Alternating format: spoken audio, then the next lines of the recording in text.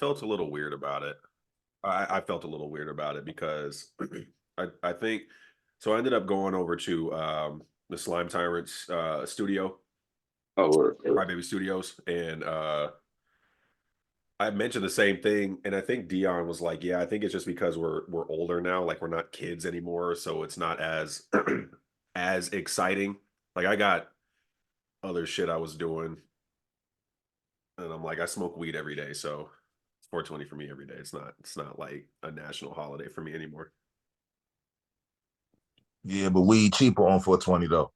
No, I agree with that. The thing is, I had already had weed, and yeah, I just didn't celebrate like I normally would have if I was like 21, 22. I would hope not. I figure if you celebrating at your age the same way you did at 21, 22, you've wasted a very wide window of party evolution.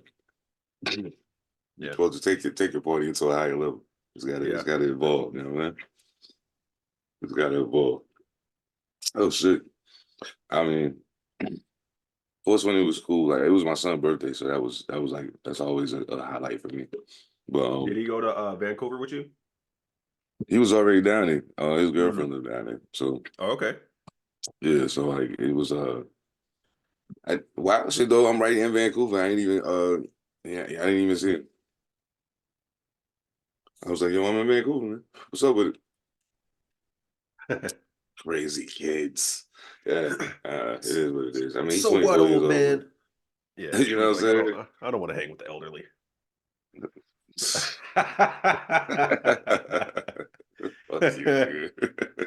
No, trust me. If it were, I would have made the same joke if I were in the same position. Like, come on, I still got it. You want to learn how to roll? I still got it. Grandpa, we can buy them already rolled now. Get out of here. What are you talking about, idiot? We can already buy them pre-rolled. That's just wild, man. Oh shit. Oh man. So Eth, what's going on, man? What's cracking out of Cali, man? Nothing, man. Just went out to a 420 event yesterday, chilled out. Went out to Venice Beach. Ooh, fancy. Yeah. Nah, just something to do, man. You know what I'm saying? So like even like you said you don't celebrate 420, I mean, if it's shit to do, man, go do it. Fuck that. I feel you. Yeah. A little free event. They had a band out.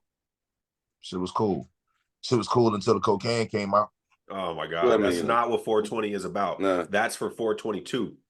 There's always one person who fucks it up. Did the whole party like end after that or what happened? I left. Oh, okay. No, he said, yeah, the party's over. Tell the rest of the crew. I'm being vague about it, but what happens to me is this. For some reason, because I like to just like when I'm high, just sit in a corner and just not be bothered by nobody. Even if I'm in a function with people, I like to just chill the fuck out. The one chick that's on cocaine always wants to come fuck with me, wondering why the fuck I'm sitting in the corner. So try this. I got some. No, none of that. She just want to talk because she feel I need to talk. Like, yep, I'm going home.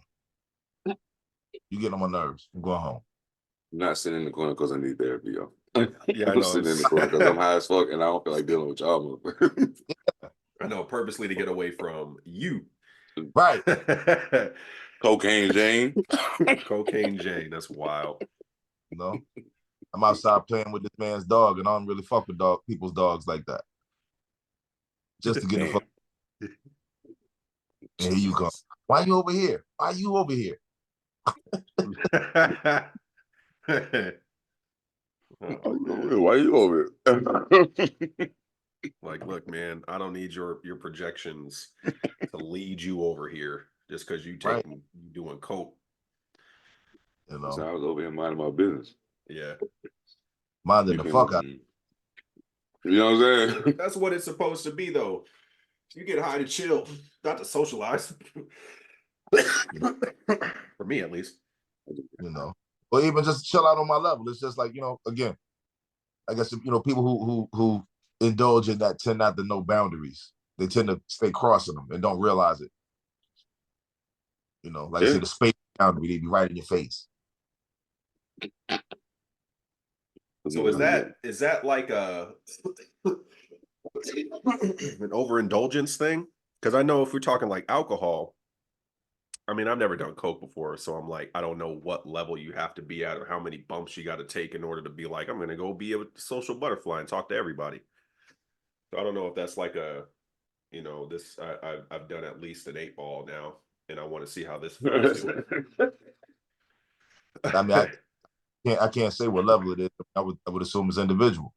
Sure. I mean, but I'm just saying, like, you just realize, like, just sit back and watch people who are on it, or even like, someone they're drinking, and when they combine it, watch how close they start getting to each other. I'm gonna have to do that closer, the next time I'm out. They get closer and louder.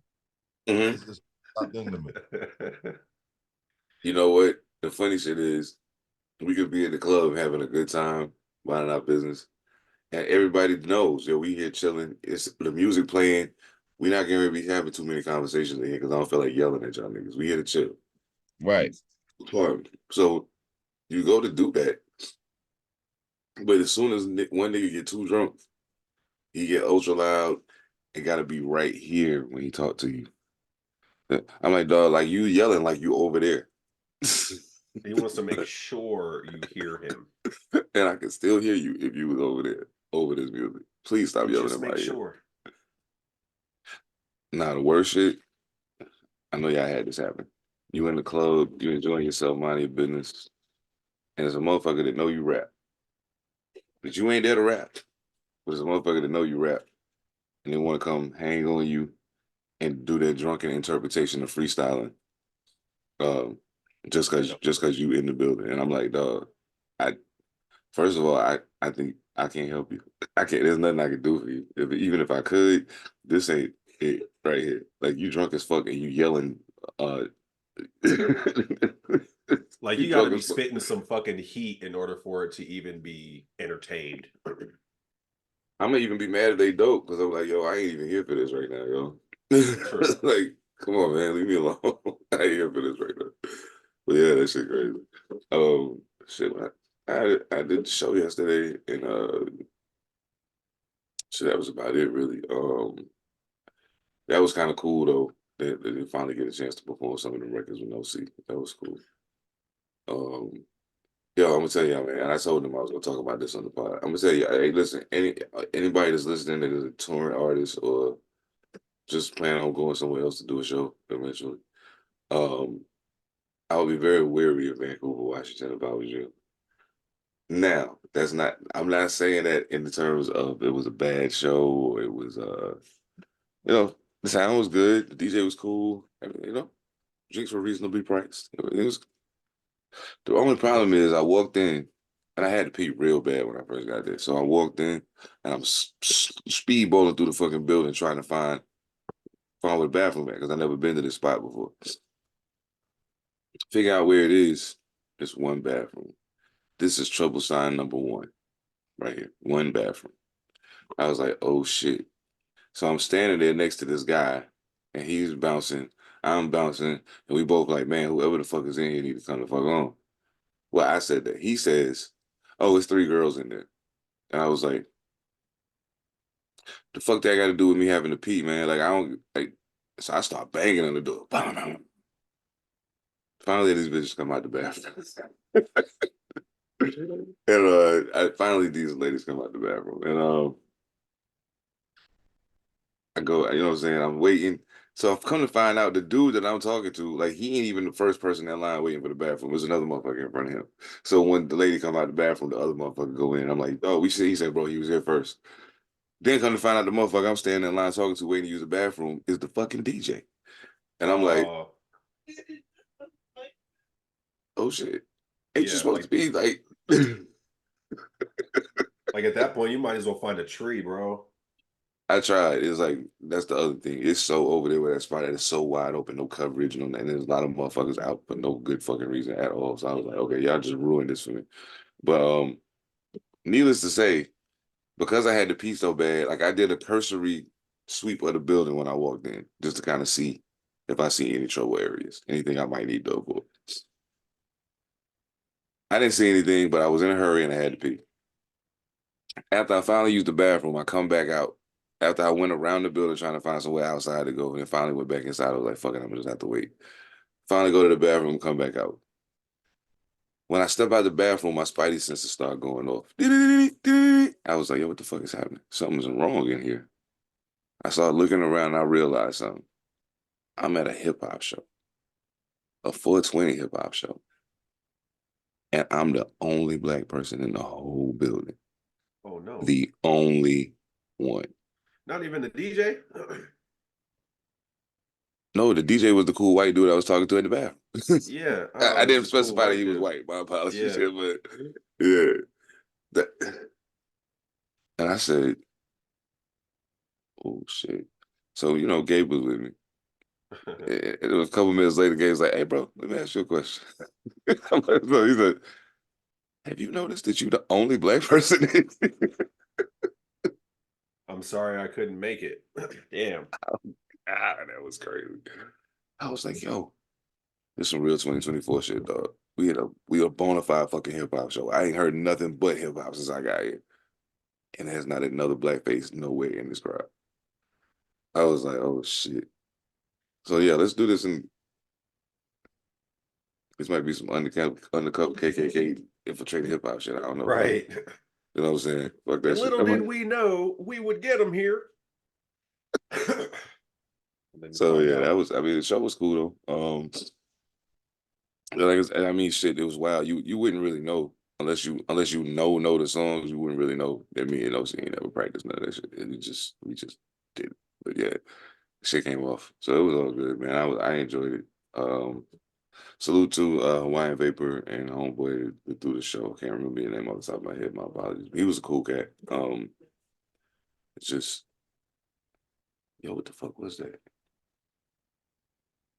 I swear I'm losing my mind. Never mind. But yeah, everything was everything, man. It was just snowy out there, bitch. That's all. Hey yo, right here, make sure you cut this part out. I'm making a suggestion just for the pod. You are visibly high as fuck and you're acting like your energy is. Don't cut this out. Nah, because I'm saying like you might want to think about picking it up a little bit.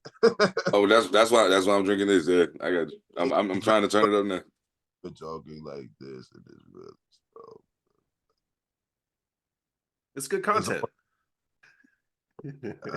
Without. Oh man, he Get said it you together, were visibly high. He said you were visibly high as fuck. Yeah, I know. The wild shit is, and I was telling Mojo this one. I can't find my phone. Yeah. No, he's been looking for his phone since we got started. Since before we got started. I can't find my phone. So I'm like, whatever notes I had about whatever the fuck I wanted to talk about. Wouldn't it be crazy if he was recording on his phone and he's like, I can't find my phone. That would Bro, kill me. the other day my glasses was on top of my head, right? And I was like, that's an old man. I need to find my glasses. And I put my glasses on my face. I was like, what the fuck my glasses? I was like, y'all gotta stop smoking so much. This is fucking crazy. That's pretty good. Yeah, man. What you smoking, Mojo? A blunt. I'm smoking some mimosa out of a Dutch. Not bad. Bro, I got to show you the collection of Dutch paper packagings that I have. I'm like, this is gonna give me the upper hand on Dutch Master as a company. Hold on, I'll be right back. He said it's gonna give you the upper hand on the. I don't think Dutch Master give a fuck how much you smoke this cigar at all.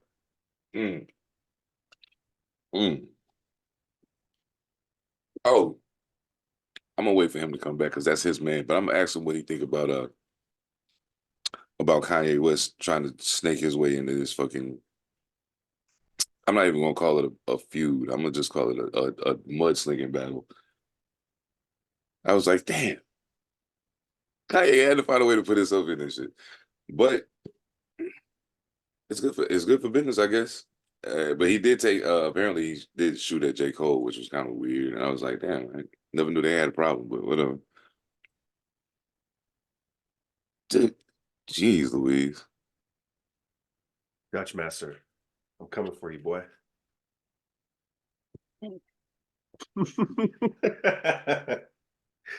Yo, you back in the day, what was your preferred blunt back then? Touch Palmer. No doubt. You frozen. Yeah. Oh, there you go. Not anymore.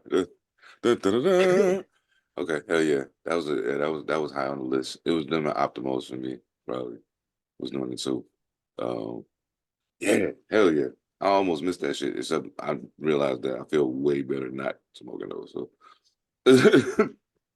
hey yo, what you think about your man? What's up with your man, Mojo? What's up with your man Kanye West, man? Why do he have to be included in everything? I don't honestly know because I had the same thought. I'm like, why did we need this? I will say I enjoy a Kanye West remix, and so I thought the production was really good, and like everything was good for me except for the actual words he was saying. I'm like, he's got the flow down. It sounds like a good record. It sounds like, there was a lot of effort put into it, but I didn't give a shit about what he was saying because I don't think that his opinion was necessary in this situation. I think that there are a lot of people trying to just jump in when they're not needed. Oh yeah. I mean, we It's saw that really coming with all the I mean, as dope as December verse was, why? You know what I'm saying? Like, there's a few people we mentioned that jumped in the pool. I'm still trying to figure out, like, even if you're a world class swimmer, dog, this ain't the pool you need to be in right here. This ain't even your party. But I think that a lot of times people say people are like narcissistic. Da da da da. I think Kanye West might be one of the most visceral. That's some of the most visceral evidence of narcissism I've ever seen. Um, Why do we need to hear your voice in regards to this? Let these niggas have their fun, man. It ain't nothing serious. Like, if you was gonna spar with a nigga, you and Drake had y'all chance to get y'all shit off. Y'all been had y'all chance to get y'all shit off. And y'all ain't really jump out there. Y'all was doing the same bullshit, slap boxing from across the fucking ring. So I don't know, man. I just like my hip hop beef a little more beefy, a little more aggressive. I don't know, this is clown shit to me. So after I heard Rick Ross shit, and then found out that the so-called Kendrick shit was fake, I kind of lost interest and was like, I don't even really know how much I care now. It is what it is. This AI shit gonna fuck it up for everybody. Yeah, I wasn't too thrilled about the AI verses. I had read a comment on Facebook and it said that Drake was trolling by because of the ghostwriting comment, so he ended up writing for the ghosts. You saw that, E? Mm-hmm. Yeah. And But I was actually thinking that from the beginning. I was thinking that same thing. Like, so I'm glad y'all brought this up because I saw y'all said, like, you know what, I saw y'all feelings about it, right? I look at this shit a little different. You know, when we first started talking about AI last year, we had these sentiments. So now we're actually seeing it in practice, right? yeah, Okay. Unfortunately, it's nothing we could do about it. You know what I'm saying? Like, it's gonna take some other motherfuckers to write some rules. It just is what it is. Now, I'm not saying that we gotta accept the song. I ain't saying that either. But as a battle move, I thought that was an ill move. On some battle shit, like the angle itself, I thought that was ill. You know what I'm saying? You know, whether we needed it or not, of course we didn't need it. You know what I'm saying? But I thought it was an ill move just to be able to, just to say, like, the angle of your OGs, man, get up, nigga. Go back outside and fight. yeah. Hell I yeah. thought that was I like that. I like that. Yeah, I feel you. I think I was thinking the same shit. Like, smart move. I'm a chess player, so I mean, I get it. I'm like, okay, I see what you're on. But like, I guess the problem for me is this, and it's always gonna be the problem at anytime you have a conflict between warring sides that have followings. What ends up happening at any point in time is you're gonna do something, and that fan base that is yours is gonna applaud that thing, and the other side is gonna go absolutely bonkers trying to tear it down. So now we have a conflict of what was the actual, like, the people who are actually questioning, like, what was the point of it? Like, we realized it was a strategic move. You know what I'm saying? If you think that way, you understand why he did it. You know what I'm saying?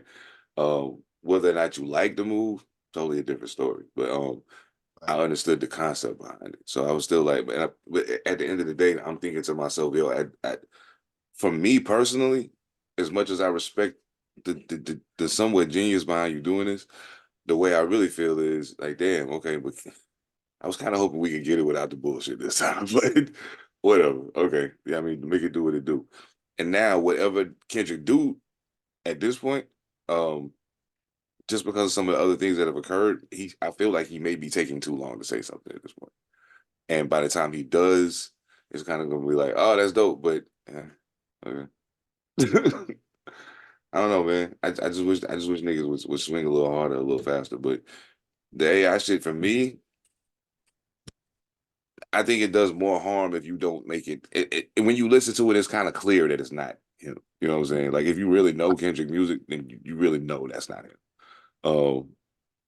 But it was funny. I will say that. Oh, you mean Drake? You mean if you know Drake? So Yeah. what? No. He's No, no, talking. no, no. So you I'm didn't talking see the about. Kendrick verse? There was a supposed response to Drake's record, but it was some dude in his studio created an AI verse. You backtracking? Mhm. Yeah, Okay. I was trying to put my whole thought about the whole AI thing in the scope. Got you.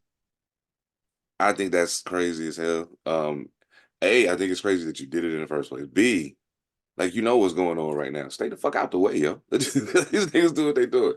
But I don't know, man. Smart guy. I will give him that. I still don't know. How this is gonna turn, but smart move. I mean, it's a small move for him. I mean, what if that gets him to circles where he can write for other people? Like people, I don't think people is taking this to the extremes of each thought where it could go. Like, yeah, just battle wise and hip hop wise, people hate it. Okay, you're gonna have people who like it, but people understand too. Again, AI is here, bro. It's here. Better figure out some kind of way to work with that motherfucker. I don't mean necessarily like using it in your music, but better figure out how to work around this motherfucker or something. The shit's here.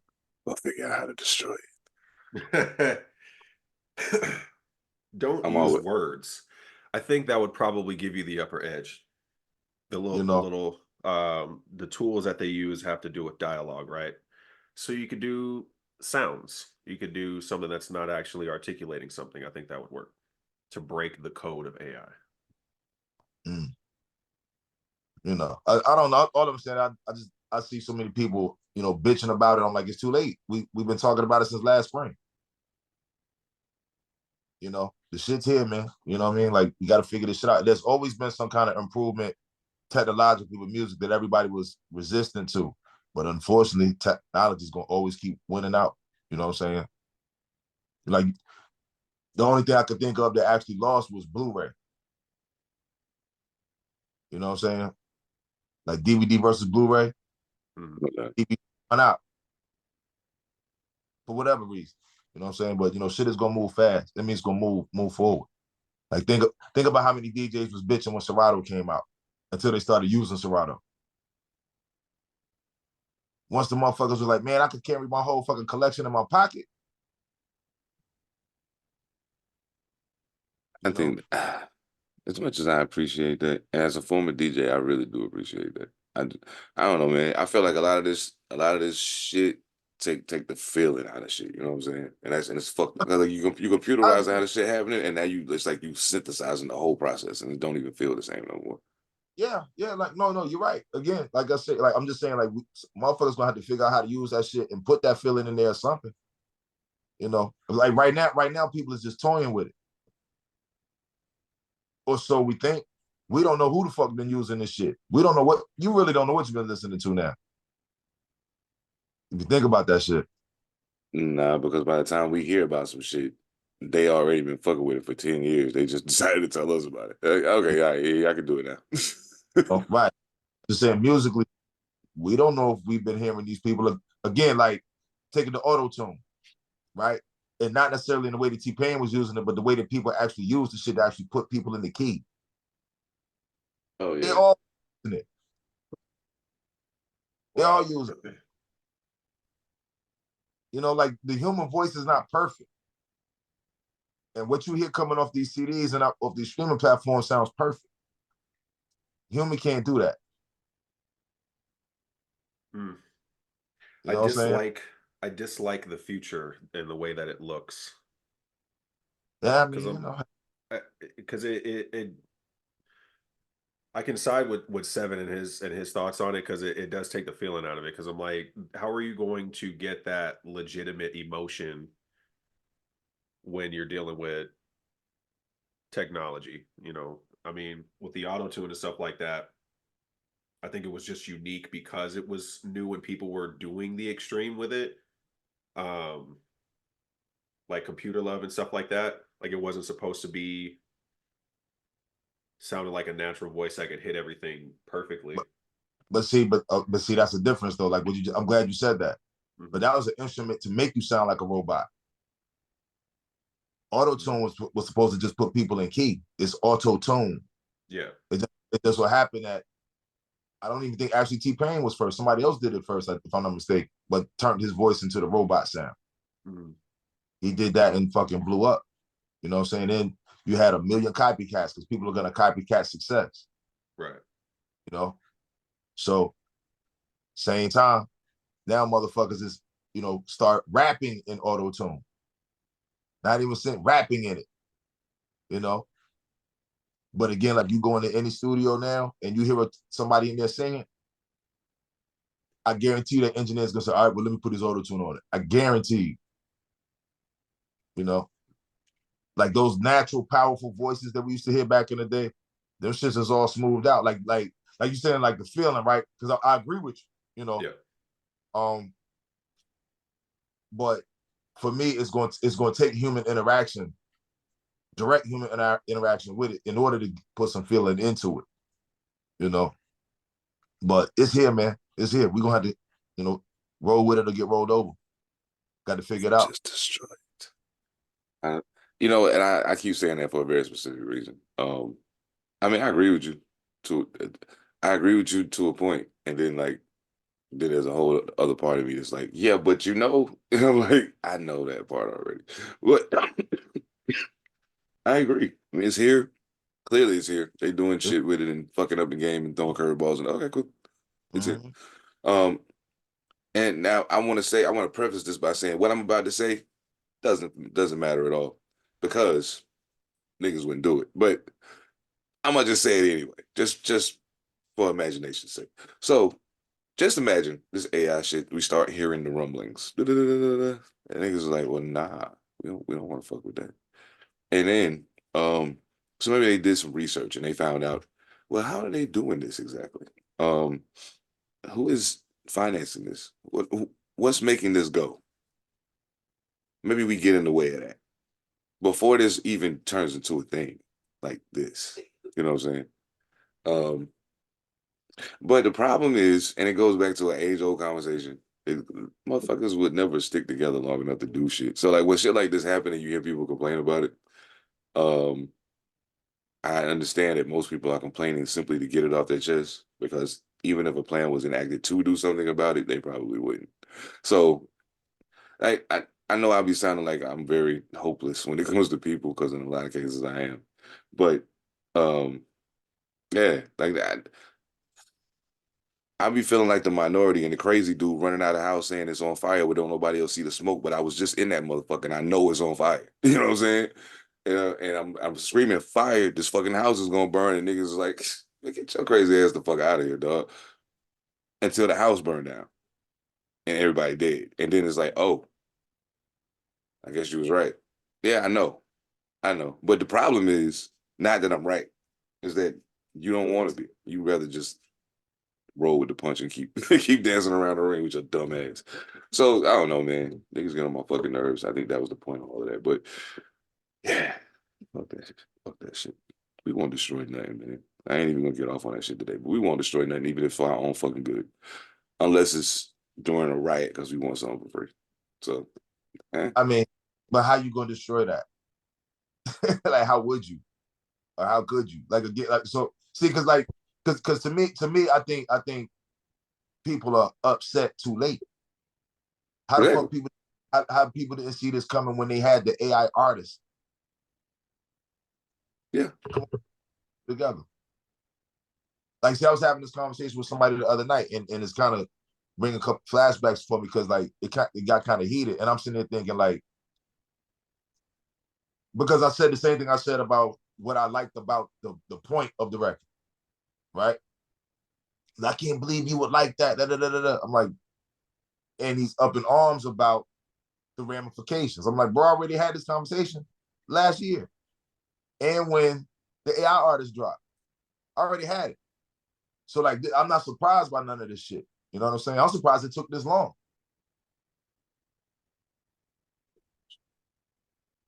You know? So what you gonna do, man? What you gonna do when cars start flying? You'll buy one. or choose to walk. You know, so choose to stay driving on the ground. It's up to you. Use it or not use it. That's the thing right there. And now, mind you, drive cars flying in the air. I think a lot of people will be on that train.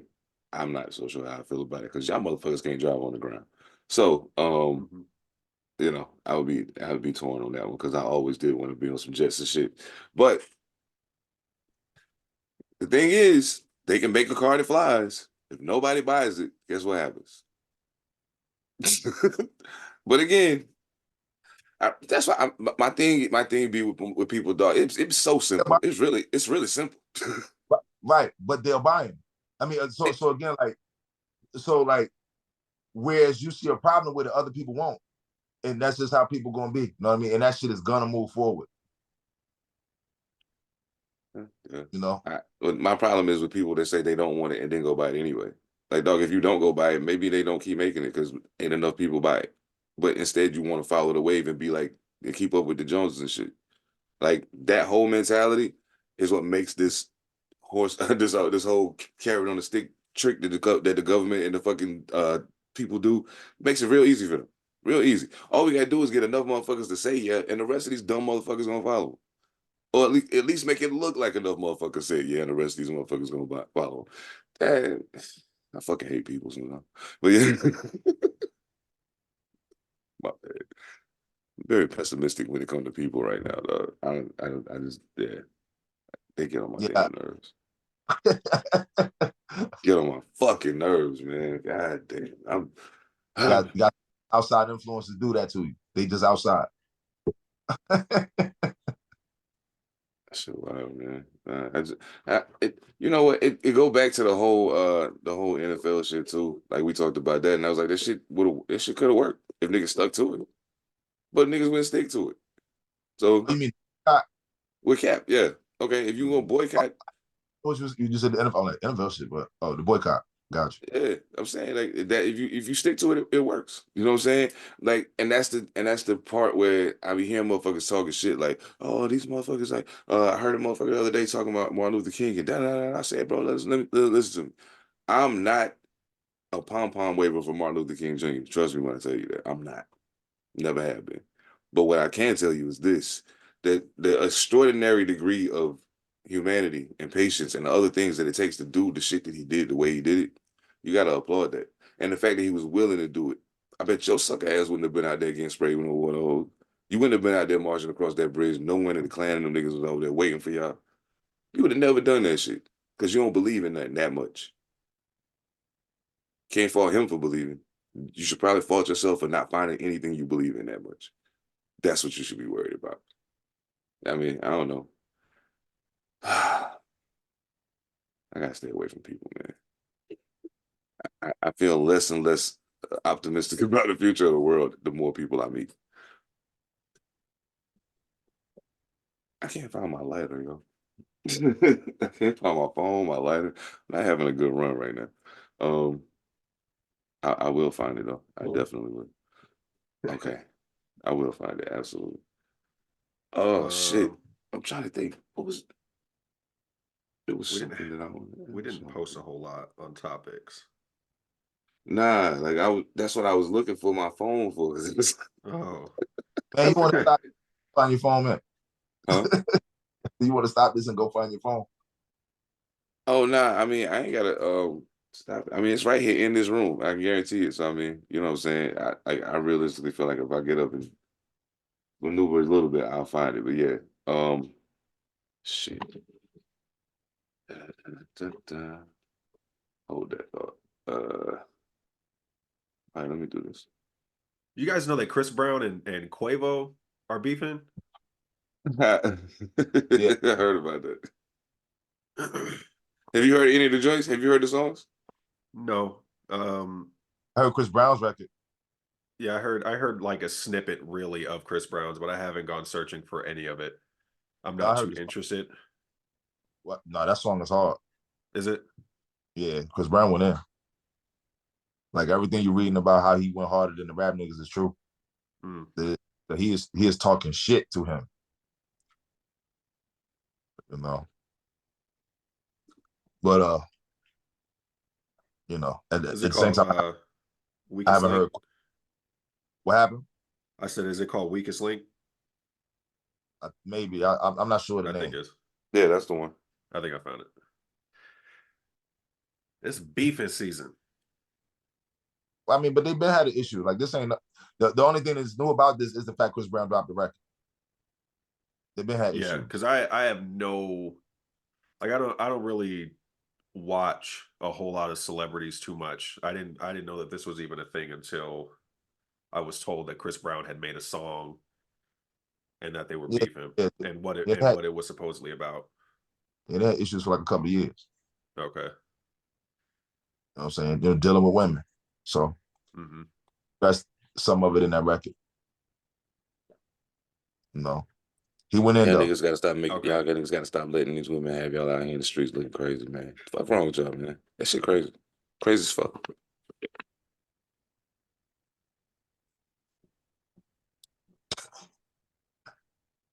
So the marketing aspect of these diss songs, you think these people are getting paid? Which You people? think they just dropping them? I'm speaking more so in because Rick Ross, I know, and Drake uploaded their diss records to like Apple Music and stuff like that. Mm-hmm. You think they're getting like paid off of that shit, like a good chunk of money off of that because of the hype around it? I mean, it's definitely driving streams. If they putting that shit on the DSP, yeah, they're gonna get something. It's now honestly, I don't like the YouTube aspect of things. It's like a double-edged sword to me because I've had this happen to me too, and I'm thankful for it. So when people like feel strongly enough about my music to rip it and put it on their own channel. Okay. Cool. You know what I'm saying? Like you passing it around, but I don't get shit off. I don't monetarily get shit off of that. So I think it's way more people passing the song around than what you would actually imagine. So it's a still free pub. You know what I'm saying? So if people actually do want to hear the song, they know where to go find that shit. Like actually. What's funny is that that was the first place I went to was YouTube. Right. Yeah. Yeah. And you don't know whose channel you're listening to it on. Right. But oh no. Yeah, they'll get something off of it, Like that's another thing about with Drake.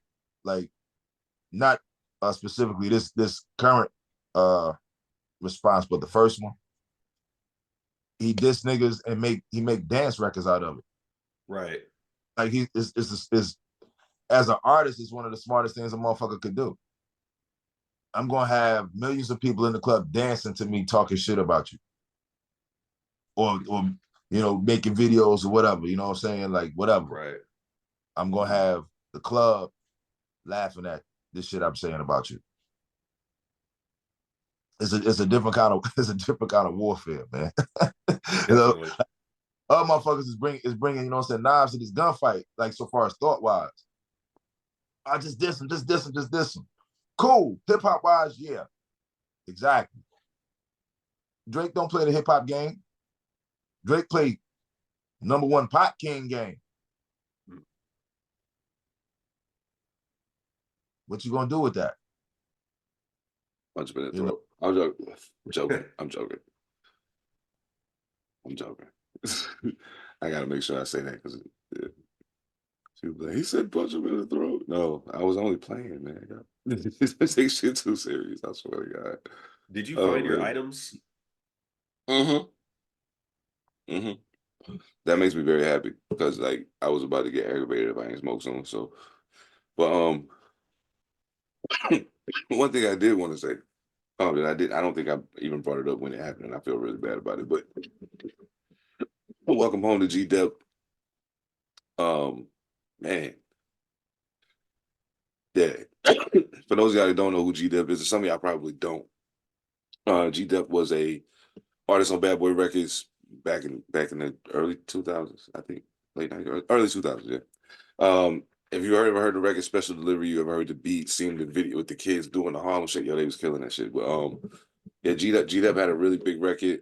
His first album did okay. You know what I'm saying? He was actually kind of talented. He's pretty talented fella, but he was on Bad Boy. So that in and of itself is problematic. But needless to say, you know, one thing led to another. Apparently there was a situation that occurred when he was much younger, where there was a robbery that potentially turned into a homicide, I do believe, if I'm not mistaken. And he turned himself in for it like hella long later. Like they didn't even have him on the radar. He just had a feeling and decided he wanted to turn himself in. Now at the time, I had mixed emotions about it. Nah, I'm not gonna lie. It wasn't nothing mixed about my emotions at all. I was like, the fuck is wrong with you? You got away with it, nigga. And I still feel that way. But I'm glad to see he's home and glad to see that, you know, he appears to be taking his adjustment to being outside, you know, in the proper timing. So that's a good thing. I hate to see a motherfucker come home and rush. You know what I'm saying? You tend to hit the ground running, run into the wrong situation, and before you know it, you know what I'm saying, you creating violating your situation to a point where they send you back where you came from. It ain't where you want to go. So salute to G Dep, man. You did, I think he did what, like 13, 14 or some shit like that. Yeah. Yeah, salute to him, man. Welcome home. Hope everything goes well. Not sure if he's ever planning on making music again, but yeah. I thought we brought this up. This conversation sound familiar to him, you know, because the whole point was like he didn't know that the dude he shot had died. We talked about that part of it. Yeah, I don't think I actually did. Yeah, we did start talking about the case though. Yeah, absolutely, you're right. I do remember that. I can't remember what episode or none of that, but yeah, we did. Yeah, he didn't know he didn't know the dude died. Damn. You know. Hey, do me a favor, y'all. If you do some shit, right, and you get away with it, I was about to be fucked up. No, I ain't gonna do do the honorable thing. Turn yourself in. Nah, do what's best for you and your peace of mind, man.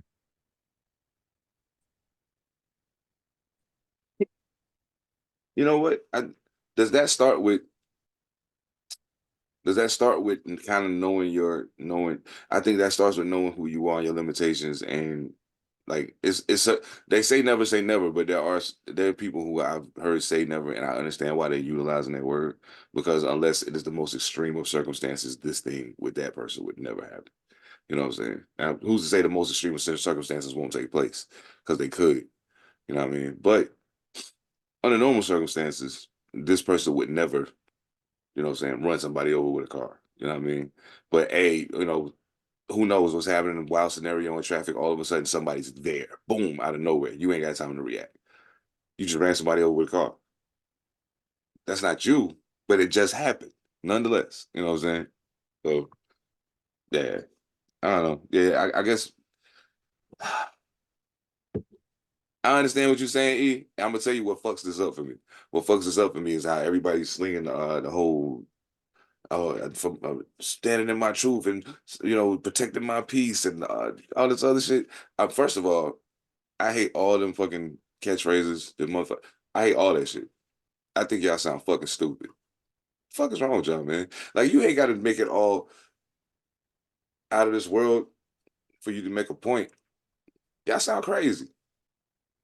Always constantly trying to come up with a new way to say some shit that's already been said. I'm strengthening my boundaries. No, I'm telling you, leave me the fuck alone. Because that's what the fuck I'm doing. I ain't got to find a creative way to say that. All y'all phrase. Hey man, this whole time frame that we live in, is wild as fuck to me. This shit is weird. I don't get it. I don't get It's it. at the beginning. Things got to evolve. That's how people do it, man.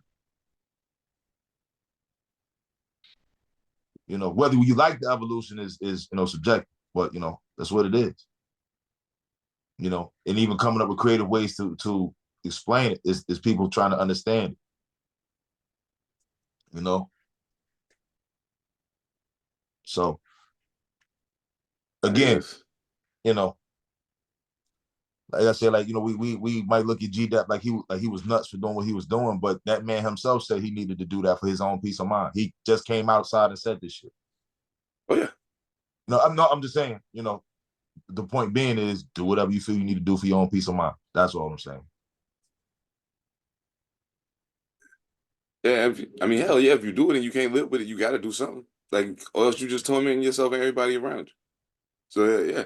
I mean, I can't speak for everybody. I just know, I know what I do. You know what I'm saying? So I'm like, it is what it is. But even at the time when it happened, I was like, but yo, he probably, you got to think, you know what I'm saying? You talk about taking a motherfucker from, to now you all over, and your world changed so fast. And you probably never really had the time to process this situation that took place. You know what I'm saying? Um, Yeah, so I could definitely see how that could fuck with you. And then like for everything that was so so palpable in your life, the music business and all of this shit that was coming with it, when all of that started going sideways, you know what I'm saying? Like then it's like, oh shit, like I really built this whole wall of protection around my existence behind this thing, you know what I'm saying? But now that's teetering. And I kind of got to deal with some shit now. You know what I'm saying? So yeah, I feel for him, man. I really do. But yeah, much love to him, man. Hey, do what's gonna help you sleep at night, yo. Whatever that may be, as long as it ain't hurting nobody else. I guess that. Because for him, I'm like, yo, that man went to prison for behind his piece. But there are other motherfuckers who are using those terms just as catchphrases just to gain sympathy. And that's different. You know, like they're buzzwords, they are catchphrases. You know what I'm saying? Like again, like I felt J. Cole was doing that. Like I didn't feel his apology was based upon what he said it is. But again, that's just me. Well, no. Have y'all seen amongst y'all peer group or people that y'all talk to? Is it just as divided between the people y'all know as far in regards to that as it seems to be with everybody else? Because I was kind of trying to gauge if it was a specific age group or a specific whatever, and how they were interpreting it. You know what I'm saying? Interpreting what was taking place. But then I found it that it was kind of weird, like the way the demographic lined up. And I only was doing this research specifically so we can talk about it here at some point. So I was like, okay, I expect people in a certain, I guess you would say a certain range of age to be more aligned to a certain style of hip hop. You know what I'm saying? As opposed to a different age group. And when you think about it, you got 3 people engaged in this beginning thing that touch very different parts of that wide demographic. Because when J. Cole first came out, he was, hey, I'm Mr. College guy. I'm still a young guy. Hey, I'm still a young college kid. But I rap good. And I'm from Fayetteville, so I can talk some of this street shit too. You know what I'm saying? Drake came to motherfuckers as, you know what I'm saying? I'm young 20s. You know what I'm saying? I'm out here doing my thing. Like I ain't no kid. Like I'm out here getting to it. You know what I'm saying? But it was smooth and popped out. Kid just like a fucking alien. Like sometimes I don't even understand what's happening. But they seem very different. You know what I'm saying? So they're gonna appeal to very different people. But even with that, when you start looking at people who saw the apology, heard the apology, whatever, and were like, what the fuck was that? And then the other group of people that were like, oh, nah. That's what he was supposed to do. He on his grown man shit. when I started looking at the groups of people who were saying these two things, I was like, yo, this is weird. Because I'm seeing a whole lot of people who know, or who should know, who come from the essence. You know what I'm saying? Um, and they're the main ones I heard, some of the main ones I saw making the comments about, oh, y'all just want niggas to fight. Y'all won't be happy till there's blood in the streets, da da da da. And I was like, come on, man. You was there for something that turned for some things that turned into that. This don't even feel like that, do it. Be real with yourself, man.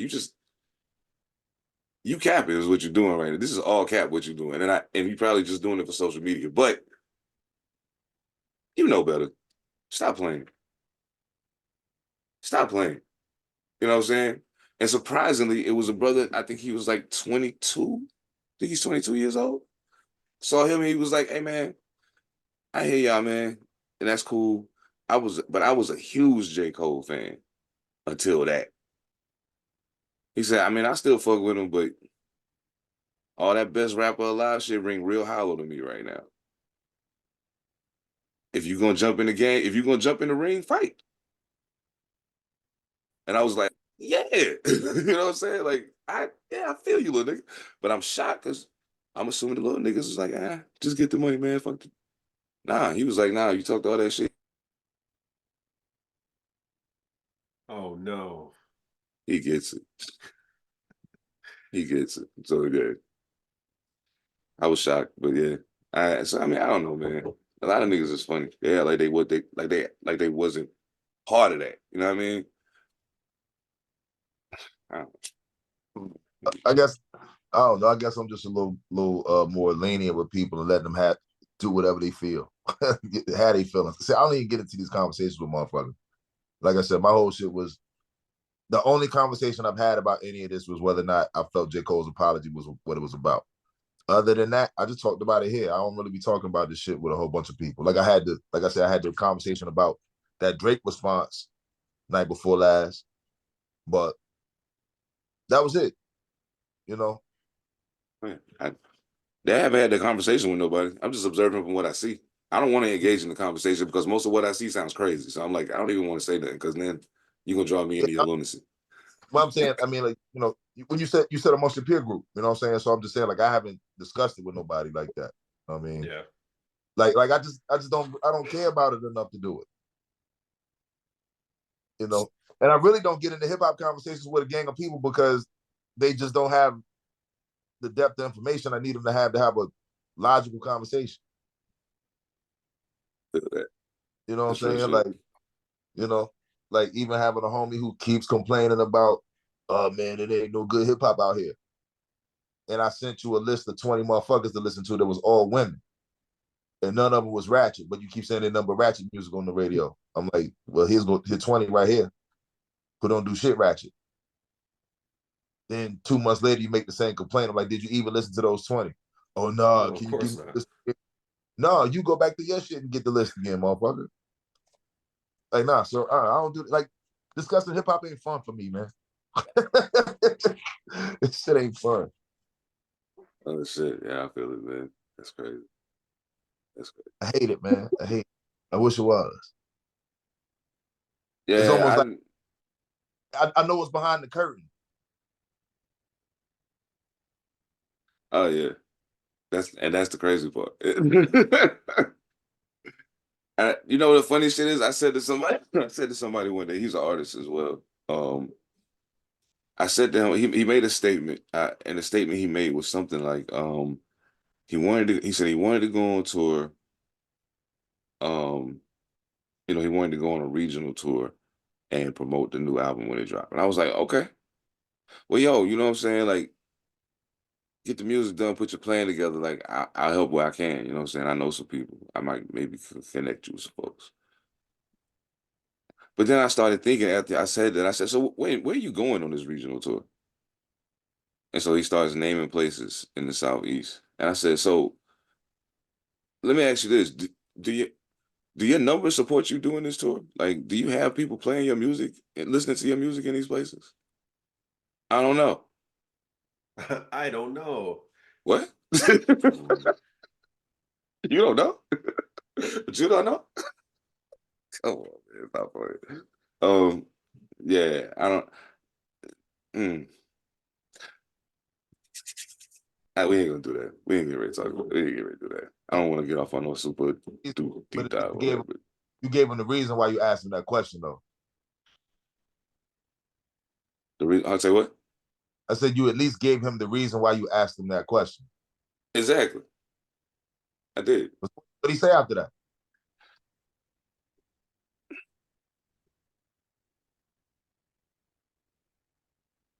He still wants to try to book the tour. Right. Despite the fact that I was like, well, listen, do you have any means of tracking your analytics? Like even like you could get something basic to do that with. Like even Spotify for artists is a good place to start, at least for your Spotify numbers. You know what I'm saying? And then if you go through this thing, it gives you the numbers. Like you put your music out through them. How you don't know that your numbers are right there? Like it could tell you exactly where the fuck you need to go. You know what I'm saying? Where you need to promote harder. It could tell you all those things if you just look at it. A regional tour might not make sense. You might need to do something a little more spread out because your listenership is more spread out, but just try to fill in the blanks in places where you want to try to get a stranglehold. Like it's a whole lot of little shit to go, you know what I'm saying, to go with that. And motherfuckers won't grasp the simplest of simple concepts, you know what I'm saying, in order to move their own shit forward. I'll let some people learn the hard way. I was just wondering how that conversation went because again, if the man want to go out, obviously he's gonna go out. That's just what he wants to do. So, you know, at least Well, you at gave the him. end of it all, he saw the flaws in his logic and was like, "Yeah, I need to find a way to check them numbers out before I try to do this." And I was like, "Thank you, Right. thanks. Don't do it, man. That shit crazy." For as much fun as it was on the road, I learned something for sure, for sure. I learned something for sure, for sure. And what did you learn, brother? I learned that it was the way that I marketed to the places that I was going. I saw the difference in the difference in how it played out. So I'm like, okay, boom. I also learned don't ever sleep on nowhere. Like if you booked the show there and they heard you and they booked you there, don't be shocked by what you see when you get there. Because I'm thinking to myself, Duluth, Minnesota, I never even heard of this shit before. You know what I'm saying? But they like hip hop out there. You know what I'm saying? With the Memphis, I was like, yo, I'm about to get up on stage in Memphis. They gonna boo my ass off this motherfucker and be like, turn that 3-6 on. Get this nigga out of here. And but nah, it was all I mean, you know what I'm saying? I mean, of course that's a joke. I know Memphis, I'm fucking with y'all. But you know, it's always good to get a surprise, you know what I mean? But you also gotta be mindful of how things translate when you know how you played it. So hoping that goes better, translates much more effectively in the next go round in June. So we'll see. We'll see. But I do feel like I have a clearer vision now of how to play the whole way to market it, the whole way to do all of that. Salute the Stone Age, man. Y'all, thank you. Yeah,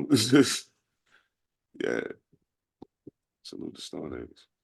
Much appreciated. It's a shame. Oh, yeah, let's do that. Oh shit. So I haven't I heard can do it, it. but I can do it. DJ Premier and Nas are supposedly releasing an album, and they have released a single. I haven't heard it. Have you guys heard it? I have. Yeah, I heard. What are your thoughts on it? I'm underwhelmed. Underwhelmed. That's not what you want to hear. Well, uh, well, Uh, I think I said this in the past though. Premier's latest beats haven't been premiering. hmm. You know, so I think the beat. I mean, a lot of people like it for its simplicity, but I think it's just too simple. You know, it sounds like a throwaway beat to me. Mm. You know. And you know what makes it worse? Because I absolutely agree with you. What makes it worse is Nas went to work over that beat. And I'm like, that wasn't the one, man. You Yeah, could have saved that. like it hit me probably after the third listen straight because I had, you know, I was just listening to the song. I was doing something. And I'm like, oh shit, I realized what the fuck Nas doing on here. Like very simplistic. You know what I'm saying? It was like, oh, okay, I get it. It's what defines your name. Got it. Okay. Hmm. You know, but it ain't. I don't. I don't have to hear it again. Oh no. That's the conversation hip hop heads don't want to have, man. And you're right. And I really wish people would have the conversation. Just like Wu-Tang fans don't like to have the conversation about the fact that they really only got one classic album. Just one. And it's the first one. They don't want to talk about that, but they also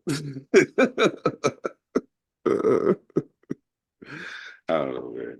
I ain't gonna do it. I ain't gonna do it. Man, stop pump faking.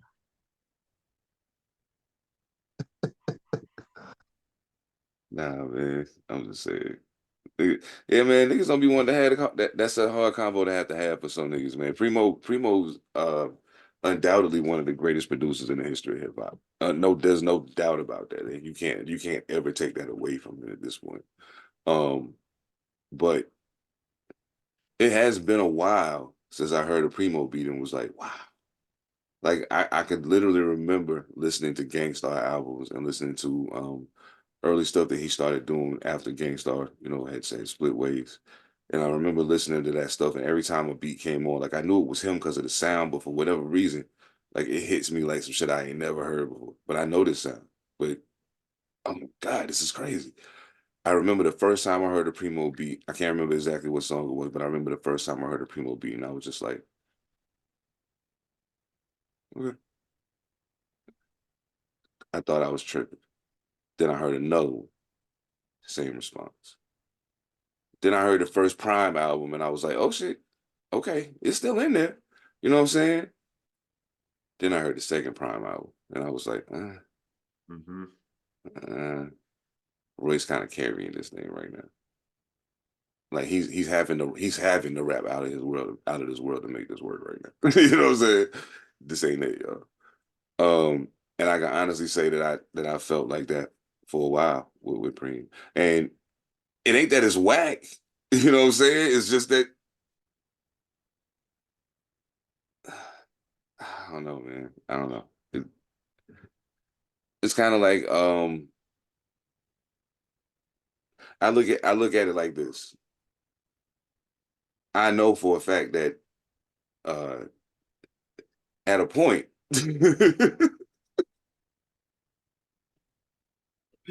at a point Preem gonna have to stop. He's gonna retire or whatever the case may be.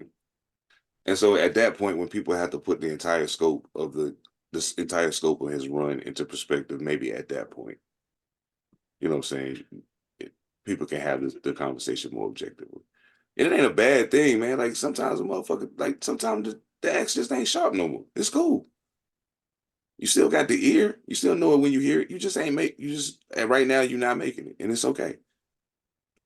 You still DJ Premier, nigga. Like it's all good. He's still DJ Premier. It's all good. Ain't nothing wrong with that. Happens. Happens to the best.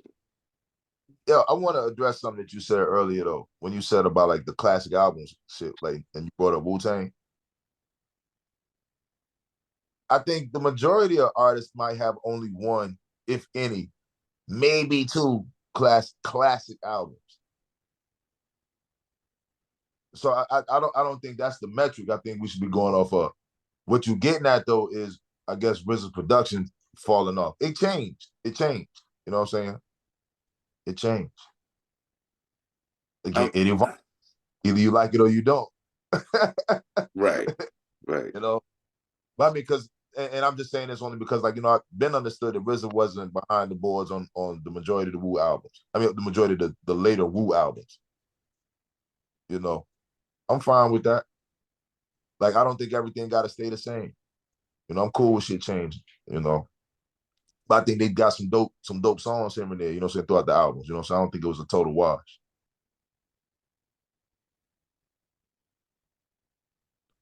See, this is why this nigga don't need to be high.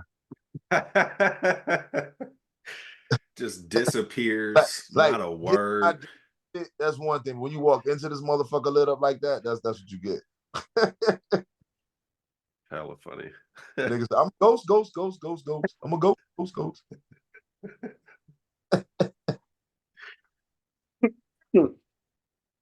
I think I guess my thing with that is I question a lot of times the objectivity that people exercise. Like, think about something. People are talking about how subjective a thing is, but then expect other people to subject themselves to their opinion. Right. If you know that it's subjective, then that means you know the likelihood that somebody's not going to agree with you is high. You know what I'm saying? Right. It's not more than likely you could be in a room with 9 other motherfuckers and you the number 10 that's the oddball that think the way that you think. So who knows? But right. Right. That's why I try you know, to get not. That's why I try not to get into debating people's opinions. Because nobody's gonna win. There is no win to it. You know what I'm saying? Like, you feel how you feel, I feel how I feel. We both stated it. All right, cool. Let's keep moving. Like, we ain't got to rehash the shit over and over. Because that's all you end up doing. You know? I mean, you know, it's cool to expound on some things, but I mean, so far as like debating it, like, nah. Nah. I'll quit. Especially when I realize it's happening. It's like, oh, what? Oh, you know what? You got it. You almost got me, motherfucker. A clown? You almost got me, motherfucker. No. Yeah, the debate thing is not really that fun. I don't. Now we've talked about this several times. Just the whole debate aspect of who's the best and stuff like that. Just for exact reasons like that. The debate turns into an argument, and then at that point, it's like you're taking it away from the actual focal point of what it's supposed to be about. Right, and then it turns disrespectful. Then it turns into something else. It's like, what the fuck, man? Like, now all of a sudden you got a West Coast, East Coast beef. You know? Yeah. That's wild. That's wild. Shit, man. Let me ask y'all something. Do you think, what would you consider too far? Okay, since we talked on the battle aspect, I do want to ask. Not talking to, I'm not even going to bring URL RBE type battle into that. That's a whole different realm of battling than what we're witnessing on these songs. But for niggas like this, that's putting these records out on streaming and all this shit, what's too far? Because I'm asking for a very specific reason, but I'm wondering, just in your opinion, what's too far? Murder. Okay. Come in the actual murder. Yeah, I can see that. But I mean, no, because I'm thinking of it in the aspects of war, because it's realistically going to be whatever the public accepts.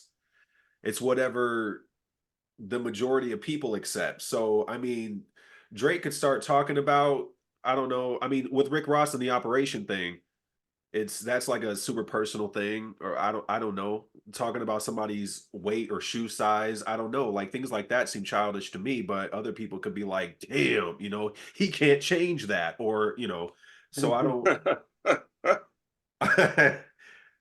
So I just think that if it starts to get to a point where it's no longer the music, then it's probably gone too far. Like when you start talking about I'm about to show up to your house. I think it's funny when you have people like who was it? The Game was pulling up to people's houses and stuff like that, showing their address, the block that they lived on. Shit. I realize now I fucked up. My bad, dog. Okay. what I meant to say is, what is like going too far is like saying something like on Oh, the say record, yeah. like No, we got to be not specific. like chicken You a got to nigga be when you see him in specific. public. Me with me, you got to Yeah. be specific. Yeah. I realized then I was like, oh, I didn't clarify that very well at all because I understand what you're saying, but that's not no. I'm sorry, guys. Okay. No, So you let good. You me good. Yeah, circle yeah, it no back. doubt, no moving. doubt. I'm like, um, and you said to take it outside of like the realm of like battle rap leagues. Yeah, so like as far as like these niggas that we seeing now engaging in this battle, you know what I'm saying? Like, okay, so what do you see for these commercial niggas putting these songs out on streaming, which is a whole different arena in battle rap. Battle rap, they say some them niggas talk crazy. So Mm-hmm. these motherfuckers ain't getting ready to do that. Not to that extent. Uh, So um, but if they start getting spicy with it, what do you consider too far for these niggas? I don't know, man. yeah, I don't know either. I don't know. It's one of them shits, man. I think you won't know until you hear it. I think because even with the example that when you separated, URL and RBE from this side of the battle shit, I think anything is open season unless here's where it gets shaky. If you have a personal relationship with this person and it goes sour and you start using,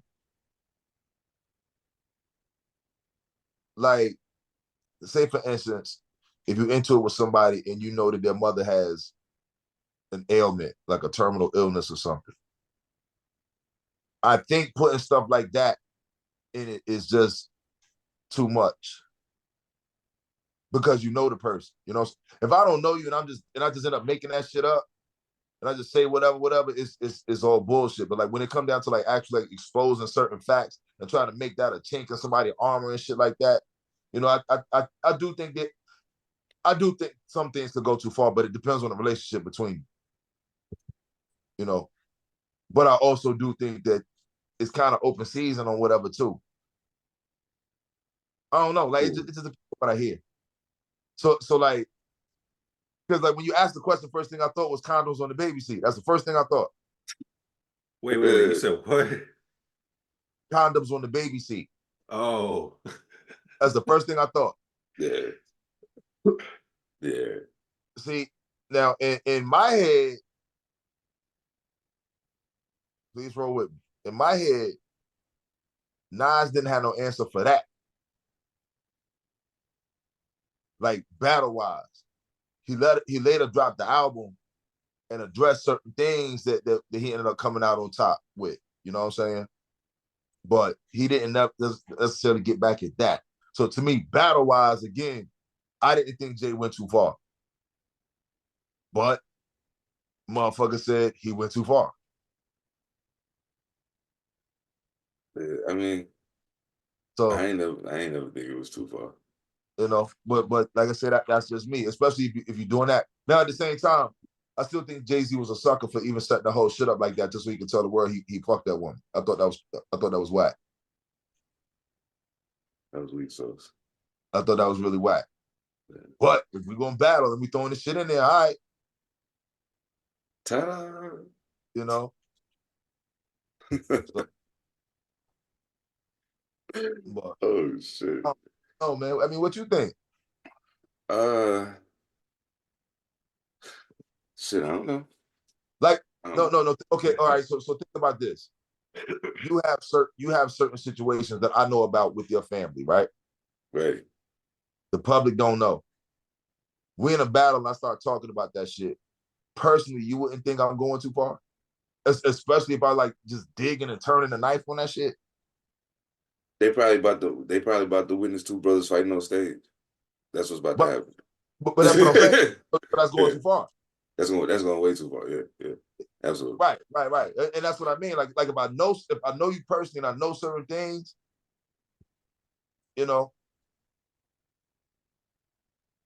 I tried battle rap. It's okay. So Mojo knows double XL always like, bro, the way you rap, man, the way you put the words together, you should do battle rap. And I'm like, you don't even understand what you're saying, bro. Like, I understand what you're saying. I understand where you're coming from a artistic standpoint. From you know what I'm saying? I get that.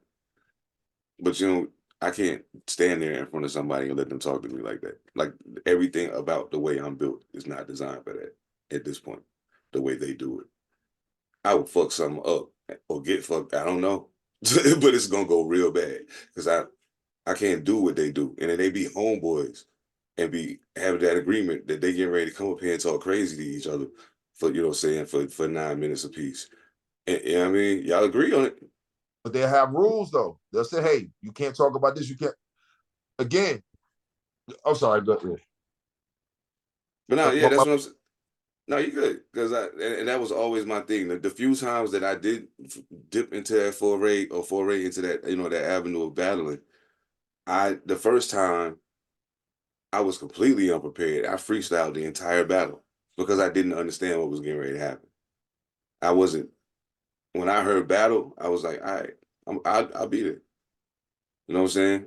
I ain't looked this nigga up. I don't know nothing about him until the day I get there and I meet him. Boom, hey, what's going on, man? Cool cat. My man Kenny McGovern. What's up, man? Um, we was at City Live in Raleigh. You know what I'm saying? I met him. And we battled. And he knows my album titles and what year some shit came out and da da da da da. And I'm like, damn, how you know all that? And why is that important right now? You know what I'm saying?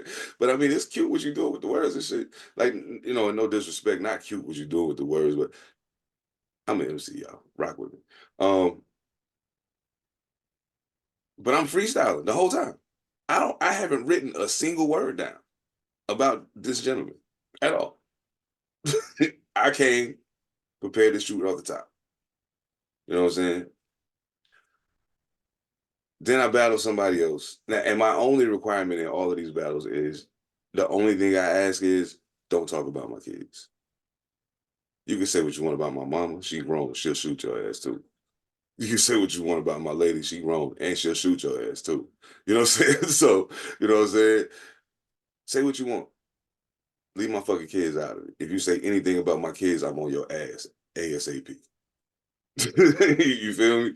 Pause. But like, there was one situation where I was in a battle, and I won't name the location because I don't want to have to go back in and beep shit out and all this other shit. But I was in a battle. There was a gentleman there who was participating in the battle, and everybody was well aware. Hey, this is the only stipulation. Boom, and everybody had their little stipulations. There was one person who had a like you said, it was people there who knew him personally, and there was some shit going on with his family as far as some people's health. That he was like, "Yo, that shit is off the board. Like, don't say nothing about that shit." And everybody respected the boundary, you know, for the most part, niggas respected boundaries. But see, there was one person who was just dumb enough to think it was okay for them to bend the rule or try to amend the situation uh, because they ain't really know who they was dealing with. You know what I'm saying? So this is where it got fucked up for me, and I knew that I can't do this. Boom, boom, boom, boom, boom, boom. As soon as you said, and this nigga said, don't say nothing about his kids. My eyes got really big. And all I kept thinking to myself is, I'm going to twist your fucking head till it roll off your body, sir. Don't do this shit. Please don't do this shit. Oh, and he did that shit. Oh, man. Listen. It's the reason why I won't do that shit. And I think the reason why I feel the way I feel about that is because as a father, and I don't know if this is innate in all men, I don't know. I can't tell you, but as a father, I feel like protecting my kids is numero uno. You know what I'm saying? So leave them out of this because I know this about to go left, and we can ready to say some real wild shit to each other. Just leave them out of it. They ain't got shit to do with this. You know what I'm saying? They can't defend themselves. I gotta defend them. So you're gonna take what come with it if you do But Chris Brown said, I wish you died instead of Takeoff.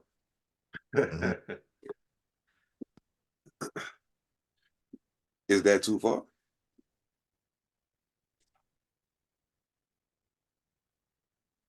I mean, I don't know. I don't think it's for me to answer that.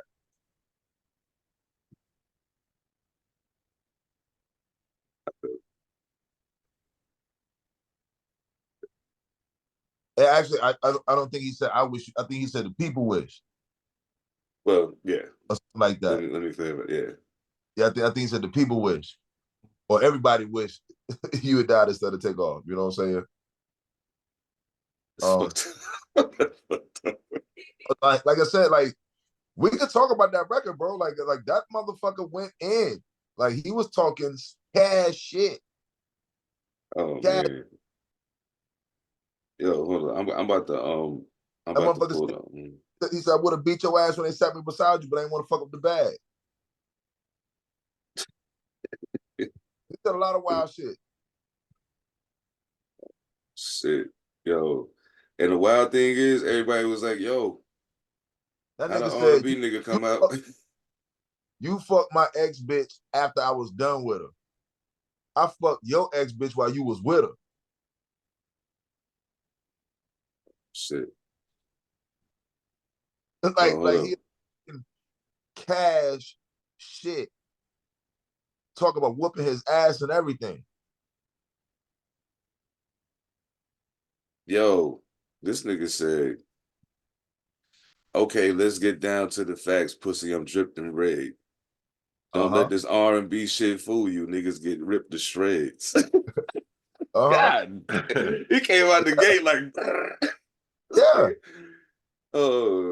He said Quavo talking like he a thug, nigga. You a bitch with dreads. Can't wait to see the day. Can't wait to see the day that you back up all of that shit you said. What's all that bullshit you talking? You ain't no huncho, nigga. You the weakest nigga out of your clique. Let's keep it a hundo, nigga. You fuck my ex, oh, that's cool. I don't give no fuck, little nigga. Cause I fucked your ex when you was still with a bitch. I'm up, little nigga. Oh my goodness. Hey, dog, listen. Rap niggas, y'all should go hang out with Breezy, man. Get some barkeep, nigga. The fuck? Like, and you got to hear it. Like when you hear how he's saying this shit, he sound mad. Mm-hmm. Bro. You know? You know what's crazy? I was having a conversation with somebody once, and I was like, you know what? Chris Brown is absolutely positively one of the most talented people I've ever seen in my lifetime. And that's spanning a distance at this point. You know what I'm saying? So it's like, okay, I got a lot of shit to compare it to. I still think he's one of the most talented people I've ever seen in my life. So that is what it is. The problem I have, much like we stated before, is they're not gonna give him an opportunity to enjoy his greatness to the fullest. And that's fucked up, but it's cool. But yeah, he's absolutely one of the most talented people yeah. So hearing him go crazy like that don't surprise me. You know what I'm saying? But it makes me realize even more so that how I feel about that whole other thing is absolutely right. I was like, oh, these niggas having a pillow fight. I got you. Go ahead. Oh. Y'all having a pillow fight. I got you. Right. Go ahead and do your thing. Yeah. Chris like, nah, I don't fuck with you, dog. And I'm gonna say that. And I'm gonna say your name. And I'm gonna say and I'm gonna be like, fuck you. Yes. Chris Brown brought the energy back. Ooh, bro. He is not fucking around, dog. I love that. I love that. Yeah, like he came out gang banging on wax. That's man. You know, Did they say Quavo responded to that? I can't remember that. It must have came out later. I don't know shit about it unless he says something. I doubt. Yeah. I doubt. That's just wild. Mojo, you heard it yet? Chris Brown's track? No. They said I hadn't heard it. Okay. Oh shit! Yeah, One of the that first shit, man. questions on Google, if you look up Quavo and Chris Brown, is: do you think Chris Brown went too far on this Quavo diss? Wow. Oh, wait a minute. So it says, okay, so what, he responded how? Okay, so now he took a. I'm assuming that they saying Quavo responded via IG. I don't think it was a song or a verse or whatever. That's not what we want. Nah, I'm like, yeah, come on with it. Oh yeah. It's the picture of him, like, really, Young Thug in court. Oh yeah. Oh yeah. This is crazy. Yo, when they showed that shit and said Thug was listening to the Drake joint, he was like, I was like, stop playing, man. I didn't see that. That shit grew on. That shit grew all right, but come on, man. Like, you know what? I think that's the part that disturbed me the most out of all of this is that it's people that actually feel like what Drake put out was like throwing rocks at, like throwing bricks at niggas. But I was like, nah, not really. Like, if you really listen to it, not really. Right now, he's taunting the nigga. He trolling him. Yeah. Like, okay, I'm not a Drake fan by any means, but all he did was fuck with him. Like, he's literally fucking with him. Oh yeah. Oh yeah. You know, throw a punch, little nigga. Throw a punch. Throw a punch, little nigga. I just hope that you know, because the last nigga I really seen throw a punch at him, he ducked the fuck out of him. He ducked the fuck out the whole flurry. He had nothing to say. He did not want that problem. Y'all already know who I'm talking about. He ain't want that problem. If niggas would have been screaming Jersey at his fucking weight. He did not want that problem. But, and I'm only saying that on a lyrical sense because there's no way that would have unhinged his career in any way, shape, form, or fashion, despite whatever they may have thought about it. But you know what? Now that I think about that shit, I kind of think Drake probably didn't want that smoke because he looked up to the nigga.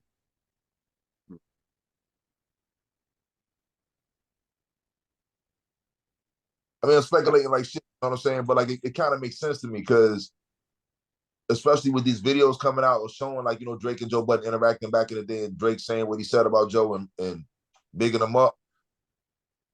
And Drake finally coming out on that tweet and saying what he said to him. That sounds like somebody who was just fed up, wrote all of that shit. You know what I'm saying? Now the big bro been poking you too long and you tired of it. God damn it. So he got something to say. Stop it, Joey. You know? Right. I just wonder, you know what I'm saying? Because I don't think Drake don't look up to these other niggas. Nah, hell no. You know? Like the only people I heard him say he looked up to Wayne. I heard him say he looked up to Joe. I heard him say he looked up to Pantha. That's like, it's like a real short list of people, really. You know what I'm saying? But you can hear all of them when you hear him. Mm-hmm. If you listen, you know what I'm saying? I still hear Pantha in him. I heard it back then in the beginning, real heavy. You know what I'm saying? But now that he's evolved, yeah, but it's still there. You know what I'm saying? So yeah, I'm interested in seeing what I'm real interested in seeing what Kendrick do. Real interested in seeing what Kendrick do. And I'm also real interested in seeing if Quavo is going to actually get in the studio or respond to Chris Brown. Because this, like, I'm a little more interested in, like, that's a little more intriguing to me. Because I don't look at the Migos as battle rappers. I don't, you know what I'm saying? I ain't really look at Chris Brown as a rapper, really. I mean, yeah, he can rap, but, you know what I'm saying? But I'm like, yo, okay, I like the energy here. As long as it stay here, we good. Like, you know what I'm saying? That comment, that statement that was made, it was made for a reason. One of their people already got took up out of here. So like, keep it right here. It's entertaining. Keep it right here though. You know what I'm saying? Please. That's yeah. I'll be very interested in seeing how that go. Very interested in seeing that. Hell yeah. Thank you, Chris. Somebody decided to say fuck it. And yeah, I understand what you're saying about him, you know what I'm saying, potentially looking up the joke. But like if Rakim ever dissed me on record, it's up, nigga. It's up, nigga. Nah, don't do that. Leave me alone, man. I'm chilling. I mean, but I'm saying what I'm saying that because again, like it takes the aggression out of your fight. I feel you. Yeah, it will be tempered a bit. Absolutely, no doubt. Ah, I wanted to see that. I wanted to see that. Only because I think that I would have possibly introduced Joe to more people to like go back to the music. Like I don't really give a fuck how that turns out in the end. Like I think Budden's the better rapper and Drake's the bigger artist. That's gonna play out how it's gonna play out. But if it introduces you to more people who actually haven't heard your music, that'd be dope. Because I think I was thinking the other day, they say that there's like millions of songs on Spotify that don't have a single play. So I'm wondering who's the person that works there? Who are the people that work there that go through and scan it and see all these songs without plays and don't be like, oh man, just give them away. Like, what kind of heartless asshole are you? Just play the shit, man. It's okay. But then I started thinking to myself, but wait a minute. You put it out on Spotify. You ain't even listened to it? Like, you ain't got one play. That means you didn't even listen to it. I don't understand. So that shit is wild. But it begs the question, should those people who don't have any streams at all, should that affect how other people are compensated from the streaming service? Because those two things are being tied together in a scenario I don't necessarily think they are tied completely together, and somewhat, but not necessarily. But should that affect how other people get paid out or whatever the situation may be from the streaming services? Okay, so I think essentially what's happening is they're saying, okay, with all of this extracurricular shit going on, if it's under this number of streams, we're not paying for it. You got to break this number in order to make it enough. You know what I'm saying? That's the proposition, if I'm not mistaken, that I heard about. So some people think that it is in relation to them carrying the weight of all this other shit going on that has no streams at all. It's just holding up space.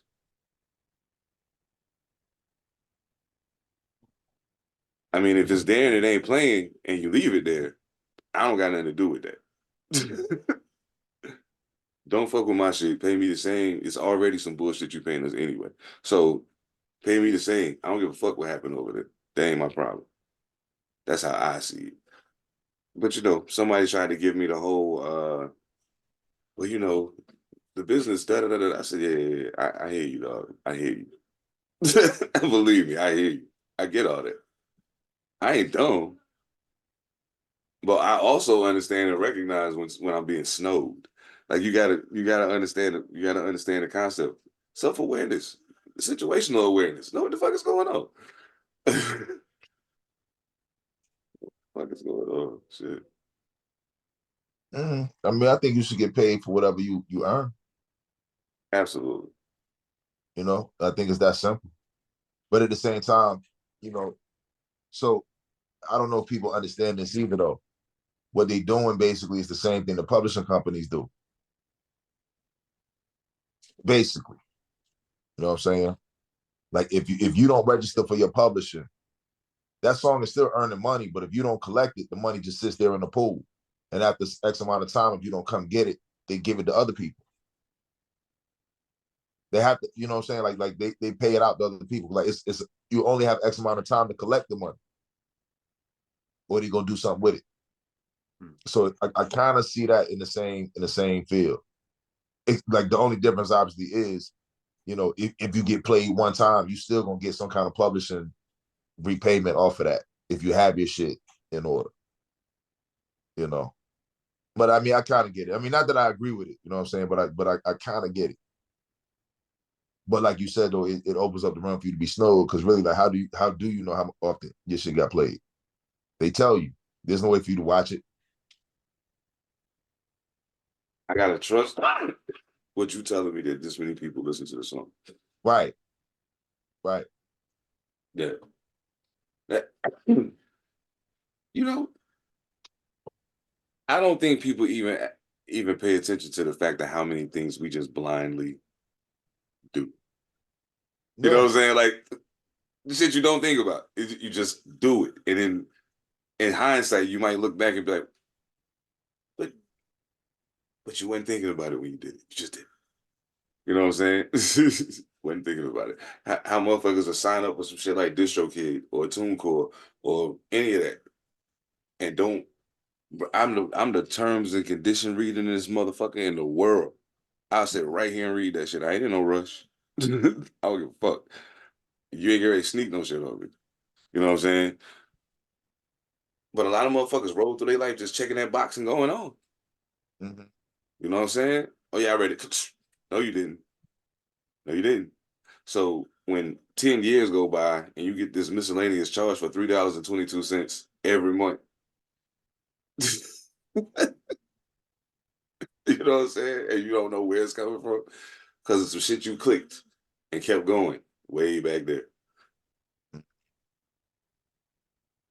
There's too many motherfuckers that's just doing that shit, blindly jumping into shit because, oh, this the move. This what everybody doing. Yeah, it's what everybody doing, but like, it's a whole lot of other people that did the same thing you just did. They just clicked the button and went on. So just because a whole bunch of motherfuckers doing it don't mean it got to be the right way to go. Do your research. Like, don't just blindly follow some shit. That's dangerous. I mean, but even still dealing with streaming, like how you supposed to just, what can you do in that situation? They telling you the numbers. There's no way for you to find out on your own. There's absolutely no way for you to calculate that shit. Exactly. At least be aware of that though. A motherfucker gotta be aware of that in order to see all of that shit the way for what it actually is, as opposed to being snowed by the illusion. Boom. So in a situation like that, where no, you can't do anything about it. You can't go physically look at it and see the numbers change or whatever the case may be. But just know that I got to take these numbers with a grain of salt because this is what you're telling me.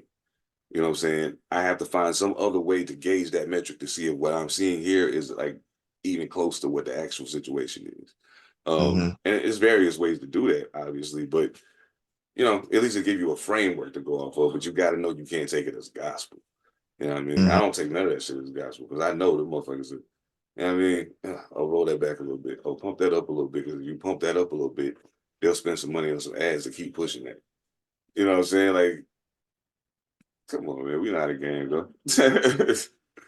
Know how the game go. But yeah, shit. It is what it is. Oh, man. This shit's pretty good, yo. It's called Wedding Sunset. 27. Yeah. This shit's pretty good. That's what they're calling it? Yeah. That's what they're calling it. Not to me.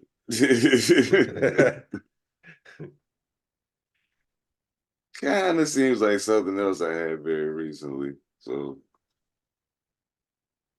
we'll see about that. But and I enjoyed 420 a little. It was the show was weird, but it was cool. But I did smoke some cherry gelato that I never had before. Gelato was my favorite, but this cherry gelato shit was That shit was pretty fire. And I was like, yo, where you get this from? And unfortunately, the place where it came from was beyond my immediate capability of getting to. So I was like, shh. But I just want to say thank you for turning me on to that, because I will be engaging very soon. Very, very soon. Hell yeah. What we doing? I need a fucking drink, man. That's next week. A drink? Yeah, that's next week.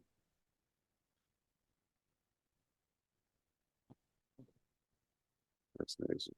Oh shit. Yeah, man. I've been forgetting. I've been slipping on my shit. So I gotta make sure I got my little bottle ready for next week. What's You know what I'm happening saying? next week? Last End Sunday of of the month, man. Yeah. Sunday. Oh, We've been fucking up, man. true. I got You know? some pretty decent stuff in the freezer right now. Some stuff I know is not going to freeze.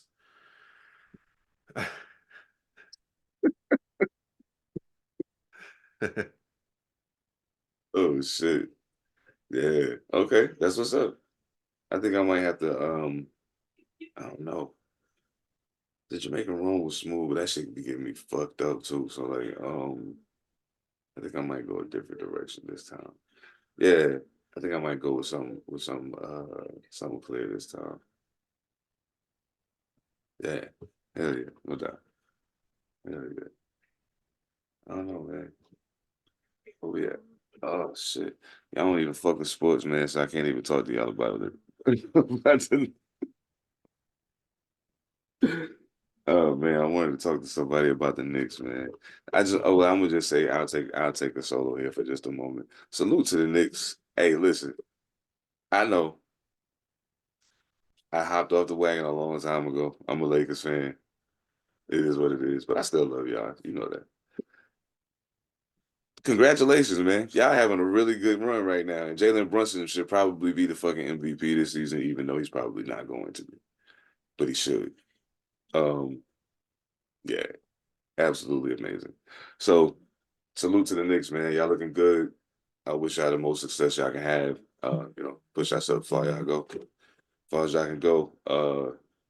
I'm enjoying watching the show. Absolutely. Way better than I'm enjoying watching my fucking Lakers right now. So later for that shit.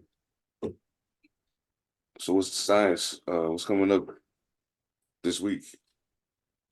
What we got correct? Anybody see the fight last night? Oh No. shit, no. I did not see the fight last night. Yeah, Devin Haney got his ass whooped.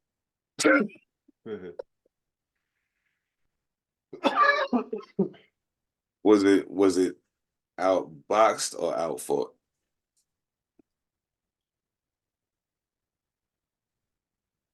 Man, he got his ass whooped, man. Like So both. I got you. both of those add up to the same thing. Oh shit. Oh man. Yeah, That's wild. Ryan Garcia just beat him. He just beat him, yo.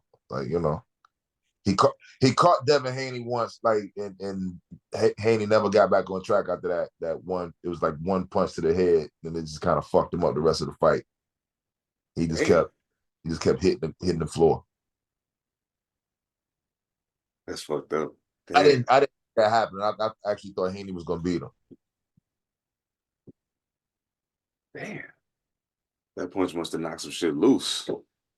It did. Like so, you could just see it in his eyes. You could see the fist swimming in his eyes the rest of the fight. That nigga, he got up and rubbing his gloves off and shit. You could just see the nigga just kind of like looking googly eyed and shit. I'm like, oh, he's fucked. It's over Like, for him, man. He's mm-hmm. just out there. He got Oh knocked down man. times throughout the fight. You know what I'm saying? But pretty soon it's a wrap. Shit's over. Damn.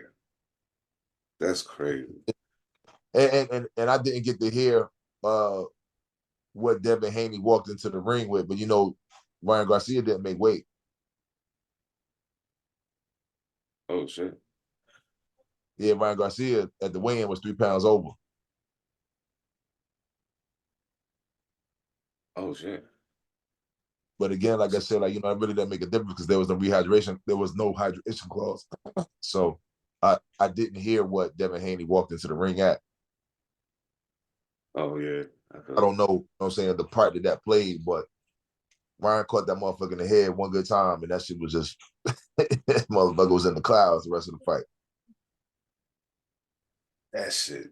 You know, I was talking to my pops when I was in NC, and we was talking about boxing, and he was talking about how there was like a big gap where it just wasn't boxing just wasn't worth watching. You know what I'm saying?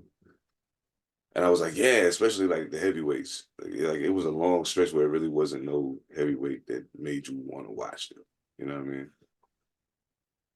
And it's good to see that. I think that some of it has to do with like UFC and all of that shit coming around too. But a lot of uh, the elements of boxing and that whole realm that made me watch when I was younger. You know what I'm saying? They're starting to try to bring it back now. It's a little more personality to it. It's a little more. They got people who are actually, you know what I'm saying? Like you're bigger than just that. So it makes me want to say, hey, what you gonna do with it? Let's see what you got. You know what I'm saying? Let's see what you got. Um, so yeah, super dope. I'm gonna have to go find a replay of that to watch. I would definitely love to see that. That's crazy. Yeah. Devin Haney got his ass whooped.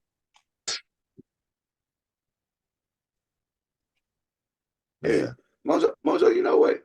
I just thought about something. I remember like I don't know, 5 months ago, whatever. We was having a conversation on the phone on Zoom or some shit. I don't know. But the conversation was about um, you know, Mojo bringing some of his anime shit to the table. And I was like, you know what? We like 130 something. I ain't heard a motherfucking word about anime. Not a motherfucking word. I Come on mean, shit. to the pod. Yeah, I'm like, yo, because okay, and I'm asking, bringing it up to for a very specific reason. I was talking to somebody about learning Japanese, and it was like, you know what, you should watch anime. That's a good place to start. You'll start to hear phrases and associate them with the words that you're seeing, so that when you say it, you know what I'm saying, it makes sense to you. And I'm like, Mm. okay. So I was like, I don't know shit about anime, you know what I'm saying, but I know who does.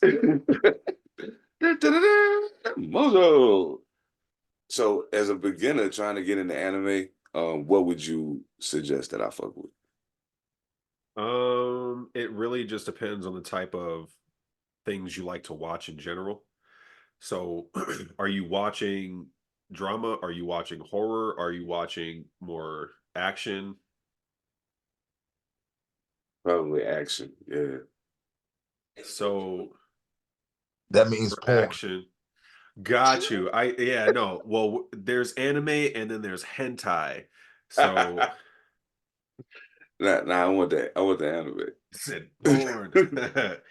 No, for action, um, you could probably get something like Ghost in a Shell. Like that's a movie.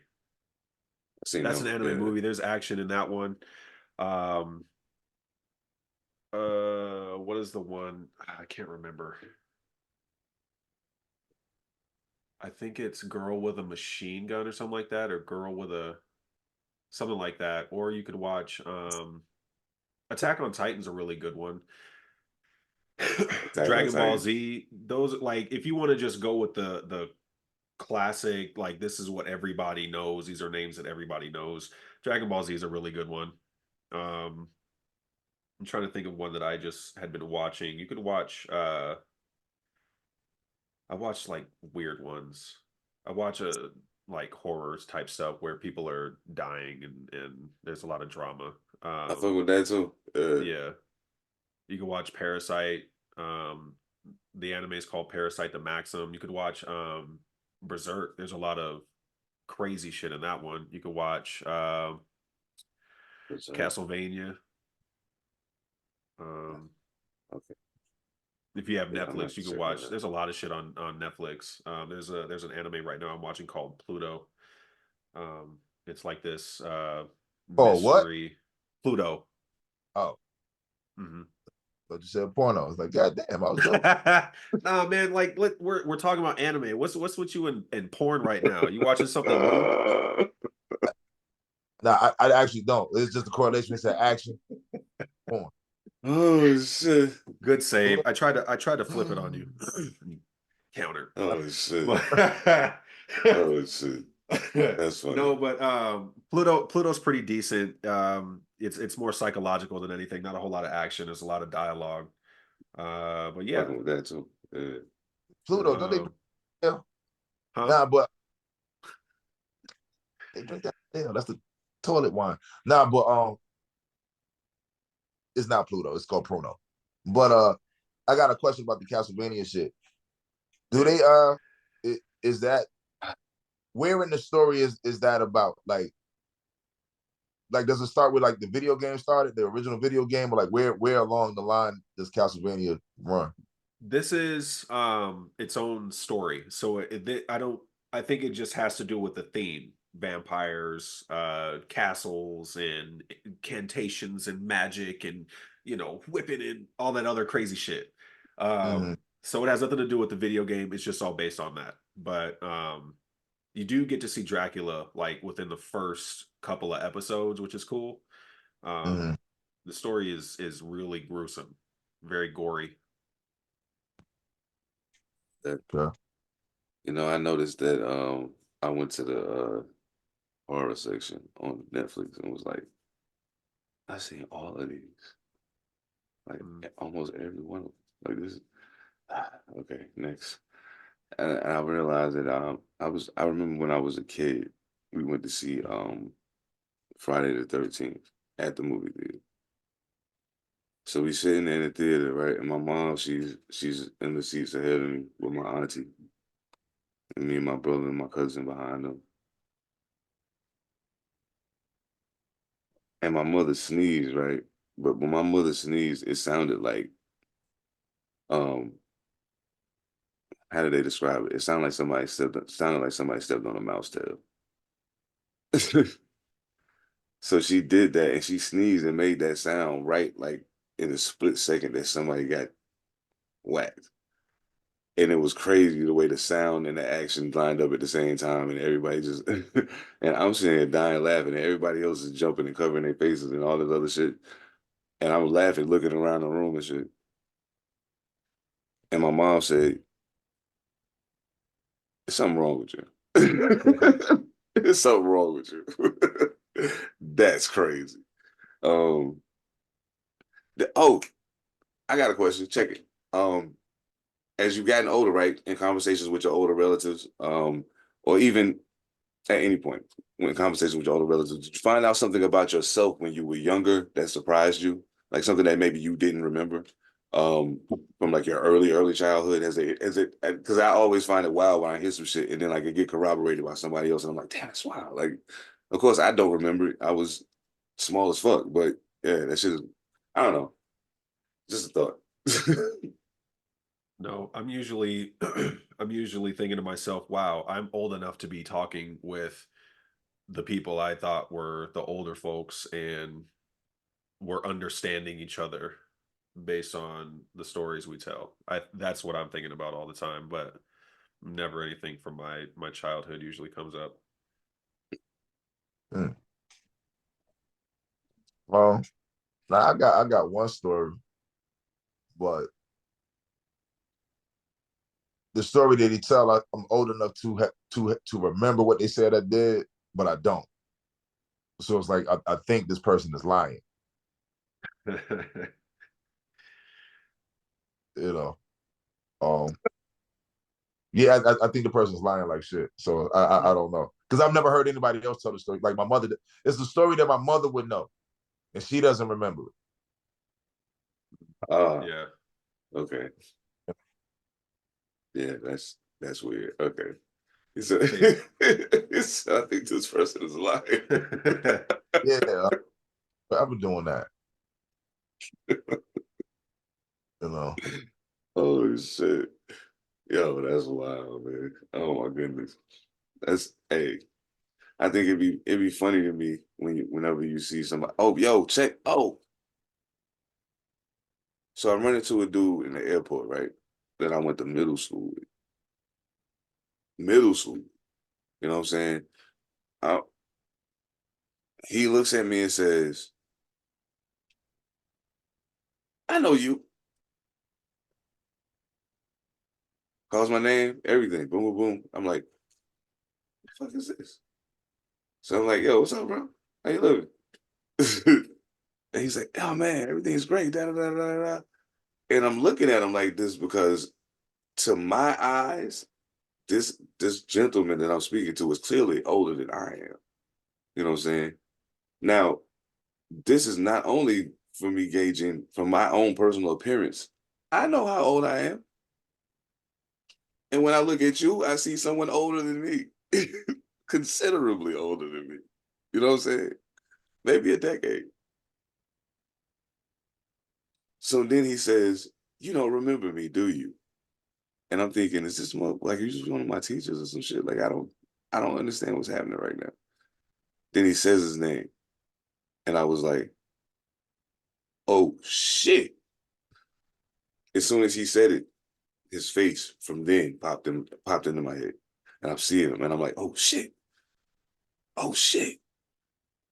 This motherfucker must have left high school and got on the Marion Barry train. I swear to God. Like it's incredible to me. Like, me and this dude literally the same age. You know what I'm saying? But when I look at him, He's an old ass man. yo, that shit fucked my head. And I'm like, yo, how is it possible that I see motherfuckers that was in the grade behind me and they look like Grady in the face.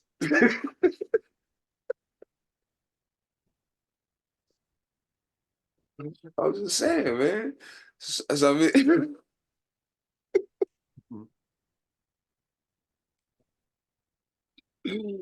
I was just saying, like, I'm pretty sure you both have had that experience with somebody that's within your range of age or whatever that you went to school with and probably seen them niggas and was like, God damn. Yeah. Oh yeah. You know, quite a few of them, you know, forgot how to wash their face and brush their teeth in the morning to the point where, you know, you can see it. It looks like the years have not been kind. But typically, you know, the person has been kind to themselves. You know what I'm saying? It's a lot of, you know, harsh living out here, man, and you seeing the results. Or, Mo? This nigga is no, bro, I'm laughing at you, to be quite honest, because you're like, yo, like this nigga is blowed. Yo, your yeah. whole entire show has been weird, nigga. like, yeah. like most seasons. Like I'm just like I've kind of been looking the whole time, like, Simon, you do not know how you look right now, bro. Like this shit looks. Oh shit. Oh shit. No, I've had maybe one friend from church days that I knew like looked older, but he was younger than me. And so he just looks like a younger him with a beard. So that's really all that I see. Right. I haven't had too many people that are like my age and I'm like, oh damn, like I don't recognize you because of your age. Like, but there's something I can usually see, some defining factor that resonated with me that I could pick them out. But Mm-hmm. I haven't ran into anybody recently, you know. I want to say like within the last like year. I don't think I've run into anybody from my childhood recently. Yeah, I don't meet a lot of people from my childhood at all. Because like even on Facebook, I'm not uh and not on purpose, but I'm Yeah. not friends with a lot of them. You know, I mean, you know, like once you leave certain places, you just leave certain places, and that's kind of a far going conclusion. Then, you know what I mean? So it's Mm.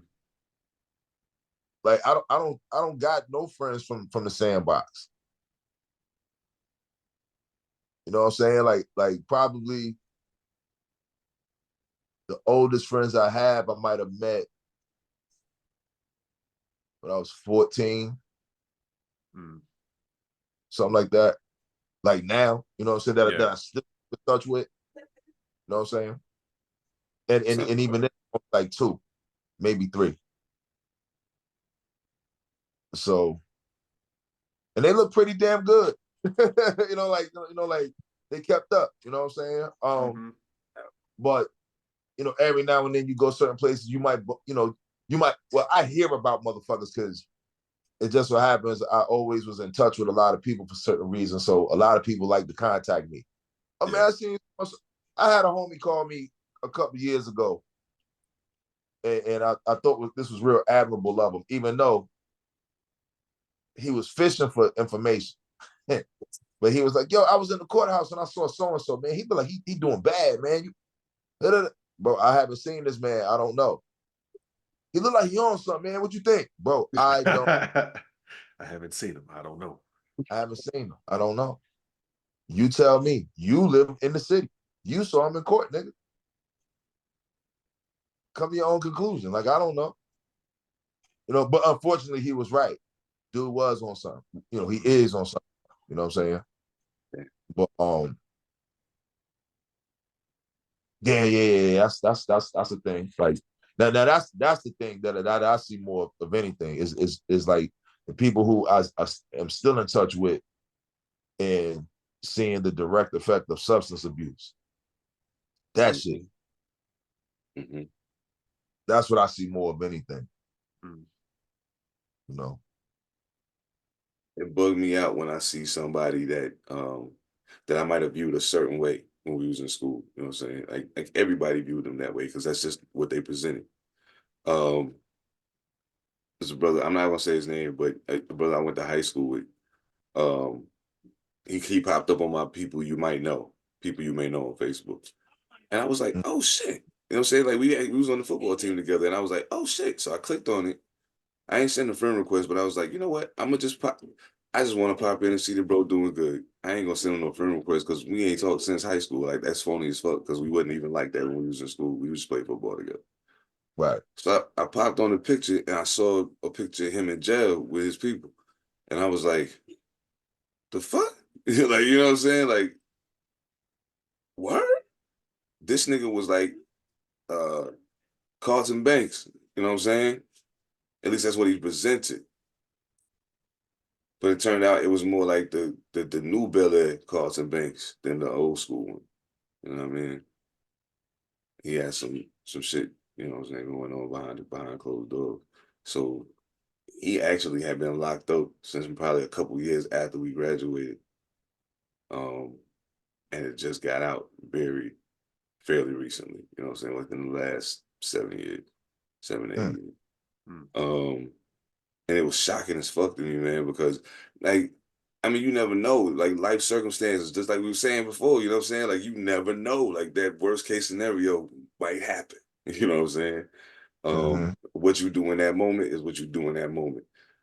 Right. I don't think you can judge a person based on how they respond in a worst case scenario. You know what I'm saying? At that point, it's about self-preservation. You know what I mean? But either way, but yeah, it just shocked me, man. Like to see that, and then to see the different paths that certain people took than what you might have imagined. You know what I'm saying? Like even if you didn't have a necessarily expectation for people because you shouldn't, you don't know them. You know what I'm saying? But from what you see of them at that point, that's what you know. If you went to high school with a nigga for 4 years, you know him in that 4 years, at least to the degree that y'all kicked it with each other or whatever the case may be. So in your mind, he's a certain type of person in regards to your world. You know what I mean? So you see potential things. You know what I'm saying? And a nigga will tell you certain shit. You know what I'm saying? When niggas talk enough to build about their goals and what they really trying to do, as opposed to just talking about fuck shit. You know what I mean? Boom. I think that in a lot of cases was the difference between the circles of niggas I seen succeed to a degree, and then the circles of niggas that I seen go the other way. You know what I'm saying?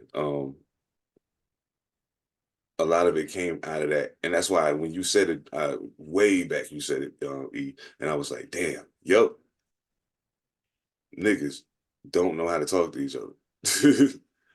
Right. Don't know how to talk to each other. And if we did, it would prevent a whole lot of shit. Whole lot of shit. So Yeah. I Yeah. was like, damn, it always come back to the central thing. Yeah. And also too, you know, in addition to that, because I feel like I just went through this the other night, you got to have patience for that other person too. Like True if that. you could realize, okay, I know what you're trying to say, you just don't know how to say it as well. Let's address that part also. No doubt. You know what I'm saying? Like, okay, you know, like I hear what you're saying, but you know, you need to check how you're saying that too. Let's get on the same plane of respect, you know what I'm saying, to get it. You know, to give it and to get it, you know. Yeah, people, we don't know.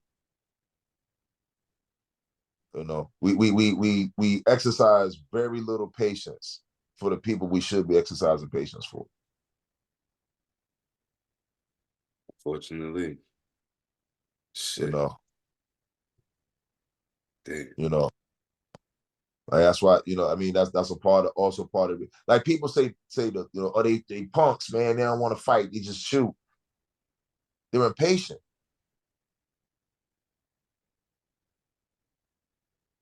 I mean, you know, so far as problem resolution, we already know that with, you know, the issue right there. But you know, like a big part of that shit is patience. You gotta be patient to solve a problem sometimes. Mm-hmm. Everything can't be solved immediately. You know, and I think a lot of us go too hard trying to get a fast resolution out of a whole lot of shit, you know. Motherfuckers You is know? impatient. Yeah. You absolutely. Patient. To me, that's the difference between that turns into the difference between turning something that is an obstacle into uh, a part of your survival environment or making it a bigger problem. You know what I'm saying? Mm-hmm. Once you encounter something and start analyzing it and how you need to deal with it, the best thing you could possibly do, if you know that it's something that's going to come around again, if it's something that's cyclical, something that can't be avoided, something that is going to absolutely positively keep occurring. But in this particular instance, you weren't prepared for it because this is the first time. But you just know after this, it's going to come again. You know it's coming again. When it comes the next time, if the way you deal with it the next time is the exact same way you dealt with it the first time, you didn't learn shit. Right. And whatever whatever come out of that, you ask for it. Mm-hmm. Especially if you know something's coming. So like, I think that's got a whole lot to do with shit too.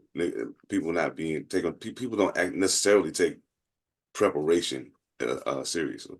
You know what I'm saying? In most regards. You know what I mean? Like they don't. I went to numerous events, especially recently, where there was a lapse of communication at some point. Even if something very small didn't get communicated, and now we're here. All of this is going on, and this one thing that makes the rest of it go can't happen because you and this person didn't communicate this one thing. You know what I'm saying? So it get tedious at a point. You know what I mean? Sometimes shit get tedious, but in that, you know what I'm saying? I don't know. What's the? I know you say a lot of times you say don't have expectations, but with an extreme lack of preparation, what expectation could there be anyway? You know what I'm saying? Like, I don't know. I mean, reasonably, I don't know. But again, like, you know, people have them regardless, True. you know. True. You know, that's a hard one, man, because it made me think about another conversation I was having yesterday with somebody who they are it's a move that they want to make. They're very prepared to make the move, but they're nervous to make. They never make it. They never pull the trigger on it. You know what I'm saying? I guess I kind of see that as the opposite of that. It's like you've done so much research now. It's just like, okay, what you gonna do with it? You still gotta act. Sure. And you still don't know what you're gonna get out of it. You know what I'm saying? So I don't know what your expectations are in this, or what it could be. Like, are your expectations unreasonable? Like, are you expecting a situation? So, in the way I see it is this: what this person is waiting for is a perfect opportunity to do something. But the something that needs to be done, there is never a perfect opportunity to do it. You know, like it's so far as like releasing music. You know, and I don't mean like taking the time of like a month or two. Like, no, we talking like a few years involved in this situation. Well, I want to do this. I want to make, you know, I want to get certain things out of this situation, and it's all boiling down to just nothing happening.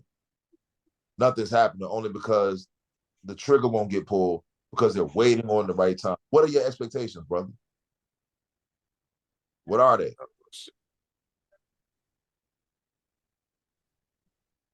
You know, what do you expect to happen? What do you expect to come together for you to do what you need to do?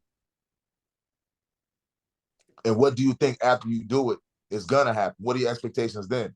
Like, I don't walk into none of, so just on the flip side of this, like when I release my music, I don't have an expectation for the response. When I was younger, I definitely did. But now it's like, you know, again, because I know what's behind the curtain, I don't expect, my expectations are definitely not as high as they used to be. I'd be lying if I didn't have a smidgen of them. You know what I'm saying? But they're not as high as they used to be. They're not as hopeful as they used to be. You know, all I know is just do the work, put the work out, keep going.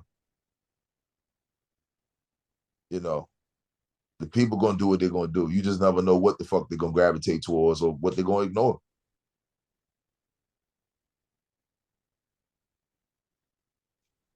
You know? Shit.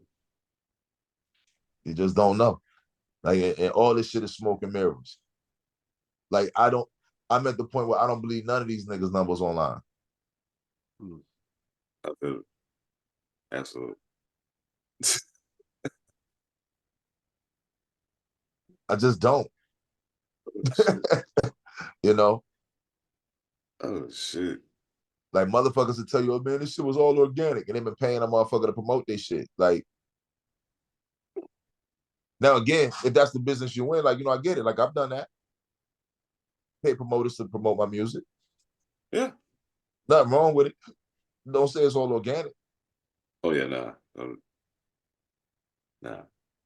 Because then you not giving credit where it's due at that point. Right. You know what I'm saying? Right. And shit like that's supposed to be reciprocal. So like if the person did they just do in promoting your project or promoting your record, then you know, show the proper respect back. You ain't do it on your own. Like and that's one of my least favorite phrases in the world to hear. I did it all by myself. No, you didn't. No, you No, you didn't. didn't. Nobody ever did that. Like, and Nobody. you creating a air of false expectations for other artists who come behind and they don't know what's behind the curtain. Exactly. Exactly. Like, I was telling somebody the other day, man, and I'm sorry, I'm going on a tangent now. But what I realized when we say gatekeepers, yeah, there are people who are quote unquote gatekeepers. But typically the gate isn't a thing. Well, it's not necessarily a person like holding people back. Your budget is the gatekeeper.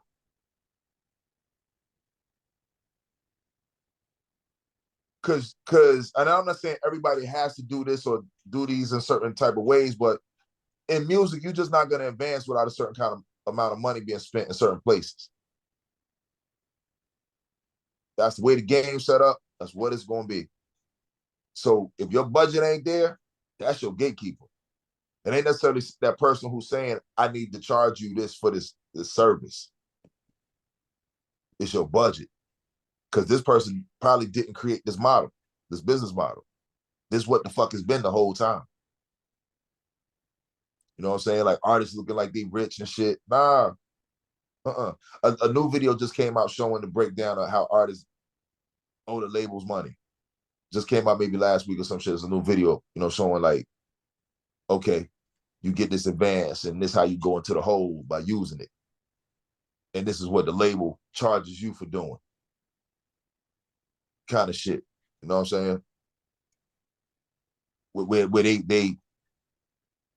they back billing you for your studio time, for your stylist and all this other shit. You know what I'm saying?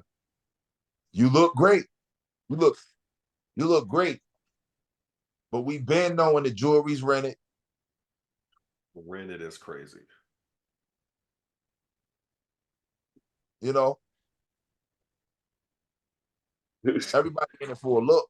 It's jewelers that'll put this shit right around your neck just so you can say, yeah, this so-and-so shit.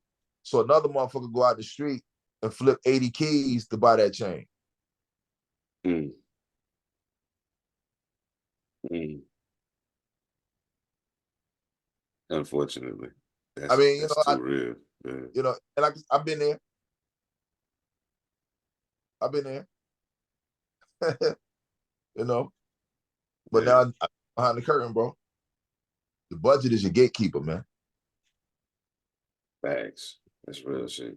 Because it's going to, like, realistically speaking, it's going to determine a lot, especially if you're not at a point where you can demand a certain amount of money from a promoter, guaranteed. So now you got to be a hustler. You got to be able to sell your merch. You got to be able to. I will gladly report. I only came back with four of the shirts I left with, and several of the keychains I left with, and shit like that. Dope. So like, I was out there. You know what I'm saying? Like, and normally I fuck that up. Mojo know I'll forget to say the merch table was over. I'll forget that shit because I want to rap. I don't give a fuck about nothing else. And I'm like, I gotta remember this shit. So, which it's a whole lot of people that don't want to see that side of it. They don't want to understand the point that they don't actually grasp what's happening in regards to their own well-being. I was going to ask, in response to what E was saying about dropping the music without expectation, Mojo.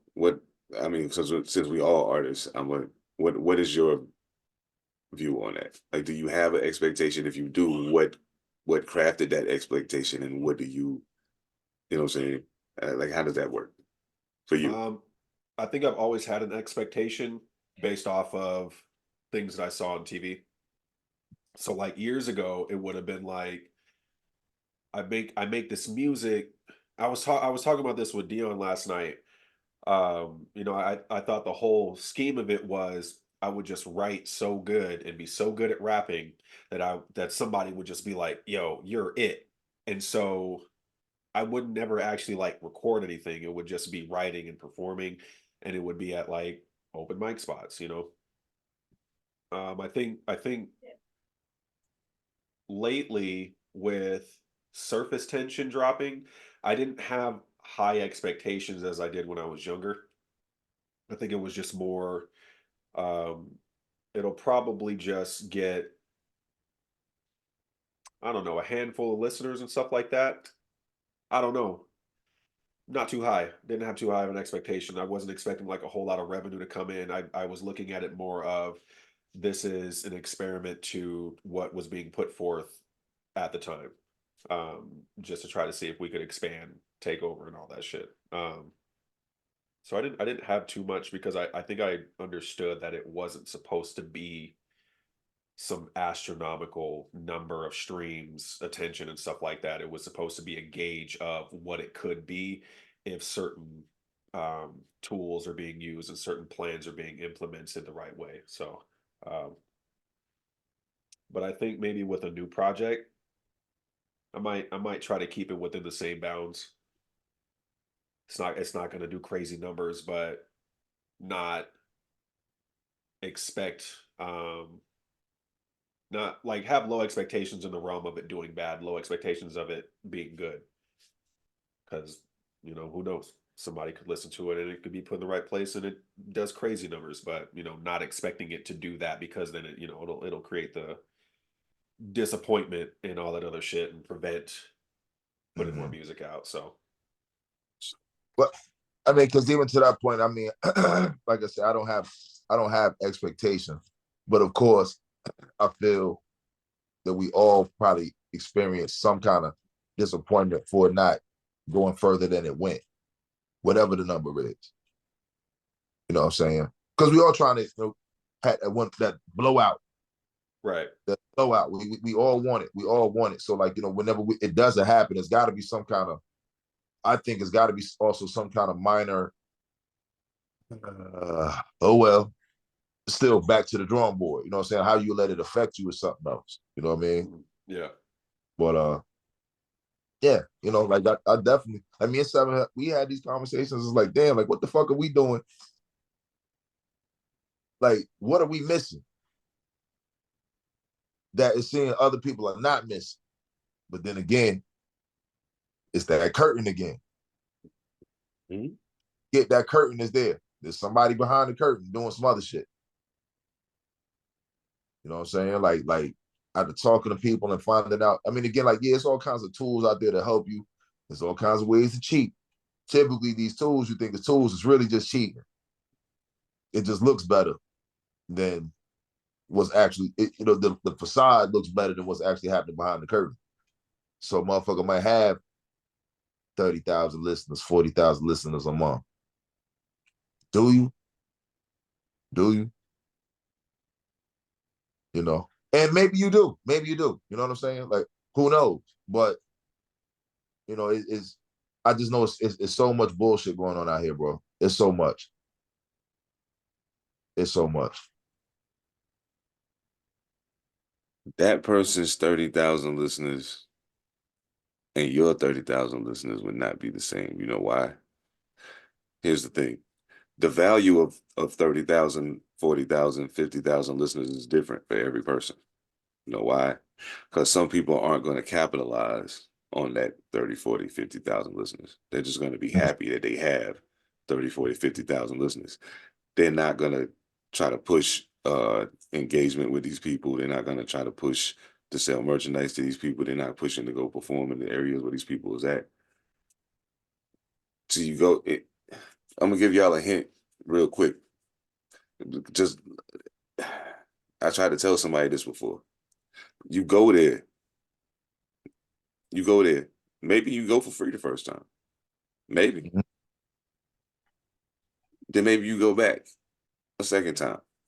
And maybe you get, you know, compensated for your gas money or something. Okay. Cool. But now you got 5, 10 motherfuckers in this city who coming every time you pull up and your name on the flyer. Now you come back, you swerving a little bit and you can take the low guarantee because you building. You know what I'm saying? But you go back and now that 10 motherfuckers that you already got brought somebody with them this time. And they fuck with you too. See, I hope y'all understand what I'm saying. Like, you got to stop believing everything. Like, don't let them movies and shit, the TV shit and all that, they got to do it fast. They don't got time to do the laps the way it's supposed to be. Or else everything would be a series. Wouldn't be no movies. Mm-hmm. Everything got to move fast. So you got yourself programmed to think that it's going to happen like that. I know motherfuckers that put a song on SoundCloud, and because they put their song on SoundCloud, they thought, and this was during the SoundCloud era, dropped the song on SoundCloud and thought just because they dropped the song on SoundCloud, now it was about to be on and popping. And I'm like you ain't never even done an open mic. Ever. You've never rapped in front of other people. The only motherfucker you ever rapped in front of is the microphone in your room when you recorded this song. Mm-hmm. What do you think is about to happen? Like, you're not doing anything. You just recorded it and put it there. You ain't tell nobody it was there. You ain't share it nowhere. You just put it there. And you think that that's good. with everything that's involved with it, you know what I'm saying? I don't have an expectation as far as who's going to listen. I can never have an expectation in regards to that because I can look at my own numbers, whether they be real, doctored, whatever, and I can see the wave. You know what I'm saying? So it's like, okay, I know that fluctuates. It is what it is. Okay, cool. Sometimes you're gonna fuck with something, sometimes you're not. That's fine. I think the problem starts when artists start to place an expectation on the people listening, not on the number of people listening, but on the people that are listening. Um, yeah, that person listened to your album on Spotify. That's how they listen to music. Yeah, they spend $14 a month on Spotify. That was their choice to do so because in their financial situation, it made more sense for them to do that and to continuously try to keep buying all the music they want to hear because they just can't afford to do it. Right. So it makes perfect sense for them. But you put your music there for them to hear it. So don't be mad if they listen in there and not coming to Bandcamp and buying it. Maybe they Right. can't. Maybe they can't. And you can't be mad that they got Spotify to listen to all the music they want to listen to. And they put for whatever reason, they're in a position where they're not coming to buy your music. You ain't the only motherfucking music they not buying. Stop taking it personally. It's okay. Right. Right. It's okay. It's okay. It's all right. You know what I'm saying? Like, realistic expectations. And what I think most of the expectations I have in regards to any project coming out that I do are more on me than anything else. Like I can't have expectations of nothing else because I don't got control of nothing but me. So, okay, how we playing this? Boom. I gotta have an A, B, C, and an X. You know what I'm saying? But yeah, that's the type of shit that you hold an expectation on your own execution and whatnot in a situation. That's what you should have an expectation of. You know what I mean? That's the only thing you got control of. Or at least it seems that way. That's Shit. Ah man. So I don't know what we say. Mojo produced Soul the Interrogator's new EP, Murderless Crow. It's out now on Bandcamp. Coming to streaming soon, I do believe. Yeah, there it is. Bang. Say something, Mojo, so it'll pop up on the screen. This is a statement for the image of the cover. Look at it and search for it. It's on Bandcamp right now, but I don't think it's anywhere else at the moment. But definitely go to Bandcamp. I think Bandcamp probably provides a little bit more direct support than other streaming platforms. Absolutely. And check out the video for Soup by Double XL out now. Also produced by Mojo Barnes. And a video for Light Work out right now by A Pack of the Plug. Yeah. Thank you very much, Packer. Also produced by Mojo Barnes. You guys smoke that shit. That's one of my favorites. Man, dude is working, man. Dude is working. It felt good to perform that shit last night. Like for real, for real. I was like, yo, this is so smooth. And the people was so some of them you could tell it was their first time hearing it, but it was a few people in there that knew the song already. Yeah. I was like, oh shit. Like the hook started playing, and when I seen them motherfuckers like Light Work, that be and stuff, I said, oh, they know this shit. Okay, that's what's up. That's crazy. I was still the only black person there, but they knew it though. They knew it. Yeah. So, when I saw that, I figured I was safe and shit. You know. Yeah, I'm still cooking. Man. Oh. Hey. Ain't you recently got some movement going on? You know what I'm saying? I was just waiting for the right time to see. I was waiting on the right time. Well, I'm going on tour next month in Australia. Woo. Going on the it's the Australasia East Coast Kings tour featuring Elder Sensei and Rusty Jooks. And I happen to be going along providing support. So Y'all hit my website. I'll update that motherfucker later today. You can see the dates on there. It's the first show is the 16th, I think, in Adelaide. And then from there, you know, we hitting a few cities, man. Might even hit another country. So yes, yeah, man. yo, And what's crazy is I found out I got a hater because of it. Ooh, congrats! Oh, wow. It amazed me. I'm like, wow. You. And the ironic thing is, the day before, I was just bigging this person up. Oh shit! And telling somebody, if you do business with him, it's gonna be exactly like how he said it's gonna be. The business gonna be legit. And then I find out later that day that this motherfucker, the next day I found out this motherfucker was hate. It wasn't like direct hate, but it was hate. Oh shit! Sidebar here. Yeah. Like, oh, you can put him on the tour, but you can't put this person on the tour. Ooh.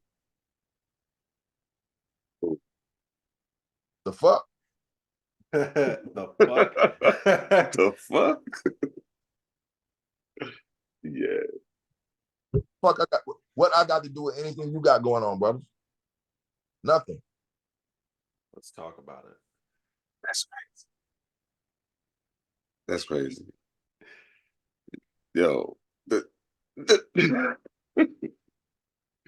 I hate that shit. That shit bugged out, man.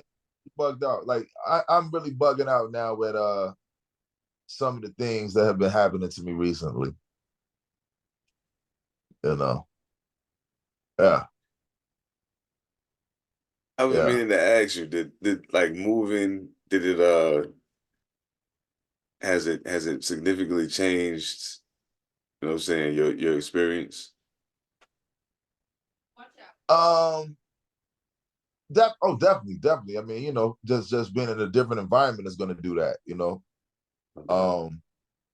You know, get acclimated to the area and the neighborhood and everything that's going on in it. You know what I'm saying? But so far as people, man, like it's just bugged out. You know, I'm seeing sides of people I didn't expect. Well, that I never expected. Mm. You know, yeah. One day we got to do just a episode on how we get along with people. Like shit weird, man. Shit weird. Like, you know what I'm saying? Like right before I moved, even going back to, like I say, sandbox friends. One of those friends that I said I had to say 14, 15 because I knew this one person since I was 12, 13. We not friends no more because he sent me a text message by accident talking shit about me. Mm. Again, a person I've never had a fucked up word about. And I'm like, oh, okay. Got it. My relationship. I wrote a song about this shit 5 years ago, and this shit actually unfolded exactly like how the fuck I said in that song. Because I had went through that situation before. And it just hit me, oh shit, damn, nigga, like you dead in the middle of it again. It's been odd, like the things I've been having my eyes open to recently. So I don't know if it's moving that did that, but you know, I could associate that with it, you know what I mean, and appreciate what I've been seeing. I feel that. Absolutely. I can appreciate what you know. And I'm not a person who likes to cut people off. Like I don't get joy out of blocking motherfuckers and cutting people off and all that other shit. You know what I'm saying? That ain't me. Like this shit ain't that don't mean nothing to me. But I have been put in a position to where I have had to cut people off, you know what I'm saying? And just kill contact and just leave it at that and keep going, you know what I mean? So it's a little different because I value my friendships. You know, I value them and I try to foster them and do what it takes to maintain them, you know? Yeah, it's been interesting to say the least. It's been interesting, you know. Yeah, the ill thing about it though, I want to say, I'm having more communication with my parents now than I ever had, which is odd. I like it. I like it a lot, but it's a lot more because we're distant. You know what I'm saying? You know, not for That's a any. good thing though. We just distant like that. You know, so we never been phone and huggy like that. You know what I mean? So that's interesting. You know? Oh yeah. Yeah. Is it just me, or is it like the relationship you get to have with your parents as an adult? I mean, even if it takes a minute for it to click in, you know what I'm saying? Because even I much like yourself, I'm kind of the same way. I'm not very much. I don't be calling them all the time and all of that. I got this one app called Marco Polo where I can leave you a message, boom, and send it to you, and you can watch that message. You can send me one back, and I watch it when I watch it, then I'll send you one back or whatever. But like at the end of the day, I'm doing that for a reason. I I don't have, I'm sorry, I just don't got the time. I apologize. I wish I did. I really wish I did, but I don't. So um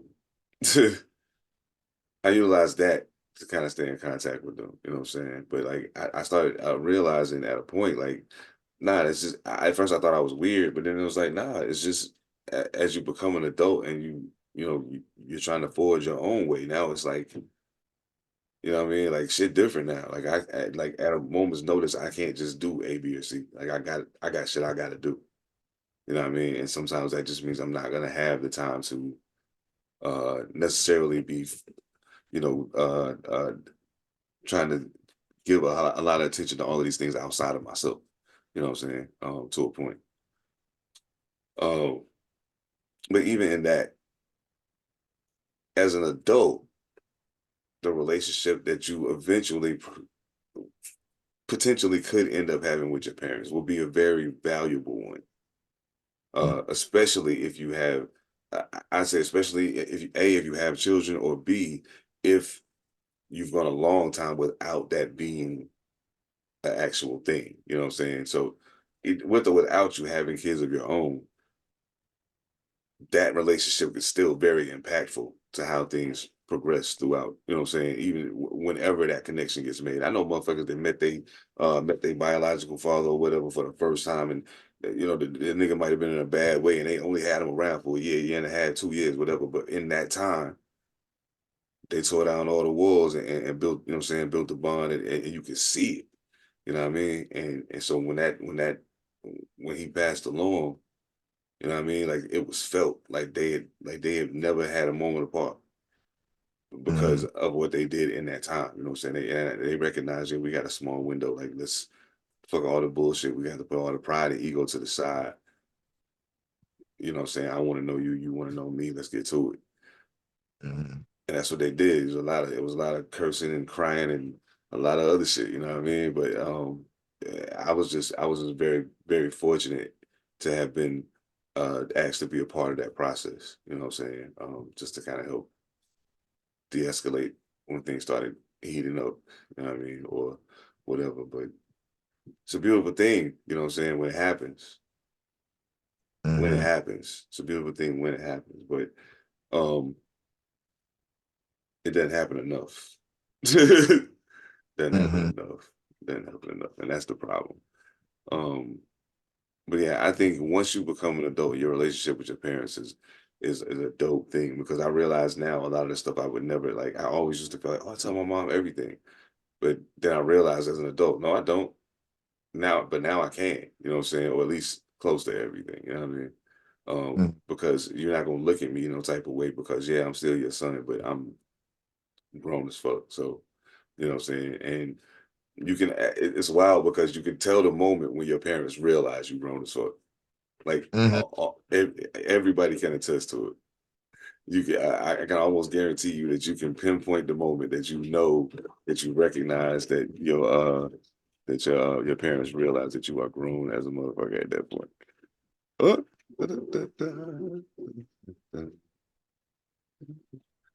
yeah. So as long as they respect that, you know what I'm saying, and y'all have that mutual understanding with each other, I think that shit becomes a very beautiful thing to watch when people get older, especially people that I know didn't really have a locked in relationship with their parents when they was kids. You know what I mean? And the other thing I like to see though is people that I know didn't have a great relationship with their parents. They become parents and they go above and beyond to be the best parent they possibly can be because of what their experience was like. Um, Now, but the problem is this, and I've seen it because, of course, I be heavy on the true crime shit. Sometimes people do that, and it's like just to cover up everything else. You know what I'm saying? All the cracks. You covering it up by being this super duper over involved parent. You know what I mean? Um, but on the flip side, like you completely falling apart behind that facade, and that's how you get somebody that's that drive their car into the fucking lake with their kids in it. That's how you get that type of shit. You know what I'm saying? Um, with that being the case, on that side of it, on the more genuine side of it, the person who I didn't have somebody to read me a story to go to bed, you know what I'm saying? I always heard about bedtime stories.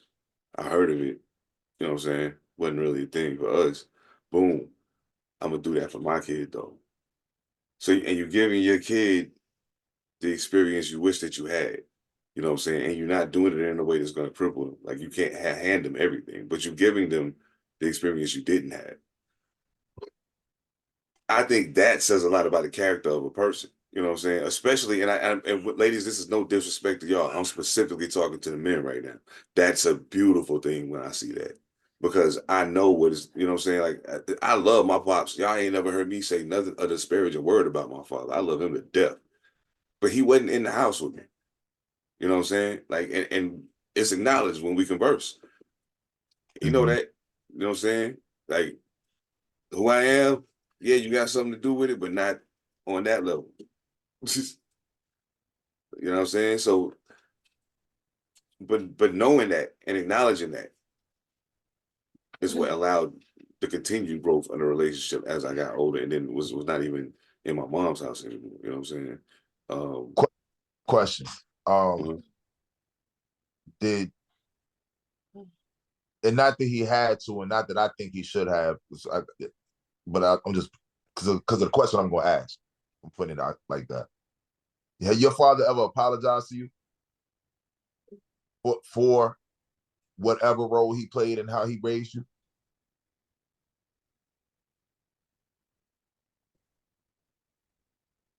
Yes and no. Okay. Yes and no. I say yes, as in there was a gesture and a conversation that was had that summarily equates to that, but as far as directly just saying the words, no. Um, yeah. So I feel nah, no, never directly, but I feel like it was alluded to. Yeah. Okay. Well, so was it alluded to your satisfaction? Yeah. Absolutely. Okay. Yeah. Okay. See, I asked because my father apologized to me. You know what I'm saying? I think maybe I remember the year, so I can't even recall. I remember the year. Um, but he apologized to me for how he for the role he played and how he raised, and knowing he could have been a lot better. He should have been more present. You know what I'm saying? Because like my pops was in the crib, but he wasn't in the crib.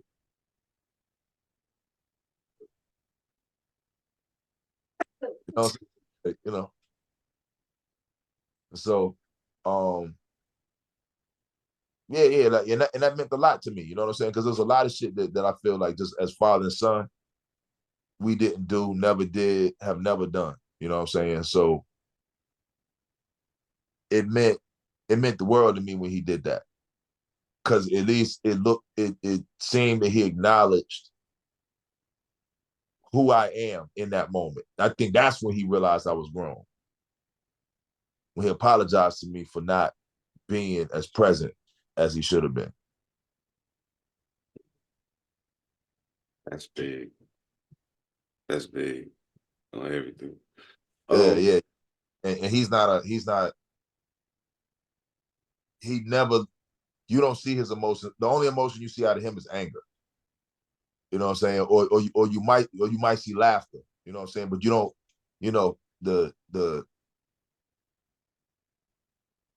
he's a man who I've never seen have emotions. Like how I say, like, we're not allowed to have our bark and our disappointments. We're not allowed to put them on the table. You know what I'm saying? So I've never seen him do that. You know what I mean? But it was real dope when he did that, because I knew he understood where my mind was at.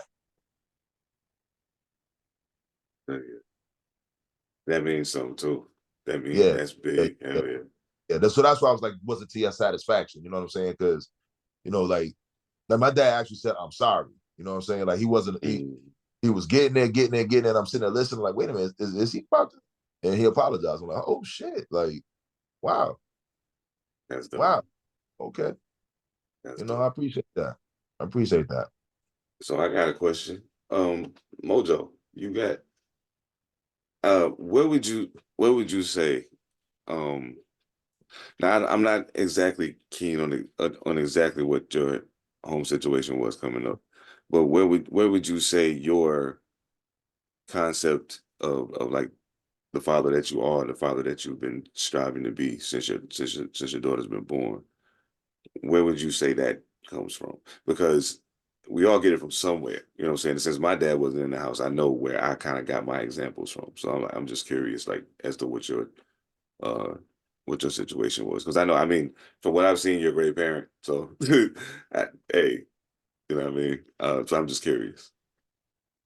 Um, I'm kind of taking a lot of my parenting skills from my mom, but I did have like father figures in my life, and so in those aspects of um, teaching and um, I don't know. I think teaching is probably just the main part of it. I kind of pulled it from those sides of things. I don't have anything that was just strictly like, this is how you be a man, and this is certain things that you do as a man for your kid. It was like I don't know, they would say certain things if I was like in trouble or something, like, no, you're not supposed to do that. It was always that kind of thing. uh So yeah, I get a lot of it from my mom, just in our interactions and stuff like that. And so I kind of try to pinpoint where I can do the opposite, in certain like negative situations, and reinforce in others. Kind of all over the place when it comes to it. I feel it. Yeah. Yeah. I think okay. This is something that I often be wanting to ask brothers too. And I'm sorry, I know we started late. I know we're running a little long and shit, but I'm kind of enjoying the conversation. So I mean, if y'all need to bail, we can dip, but I ain't necessarily got nowhere I need to be right now. So I'm like, if we rolling, let's roll. Fuck it. Um, I got shit to do, but we can I think I might be able to squeeze another like 20 minutes. all right, no doubt. That's what's up. That's what's up. So I'm curious to ask this question because it gets brought up all the time, you know what I'm saying? About how much we are influenced by what we watch and what we ingest as far as entertainment is concerned. Um, do you think the things that you saw as a young adult or a young person growing into an adult, how much did that influence you as far as how you executed your actual life? Because I've always had my own particular argument against that theory, but I'm always curious to know because I have met people who say they were very heavily influenced by what they saw on television because whatever the teaching structure was in their home was not that. So yeah, just curious.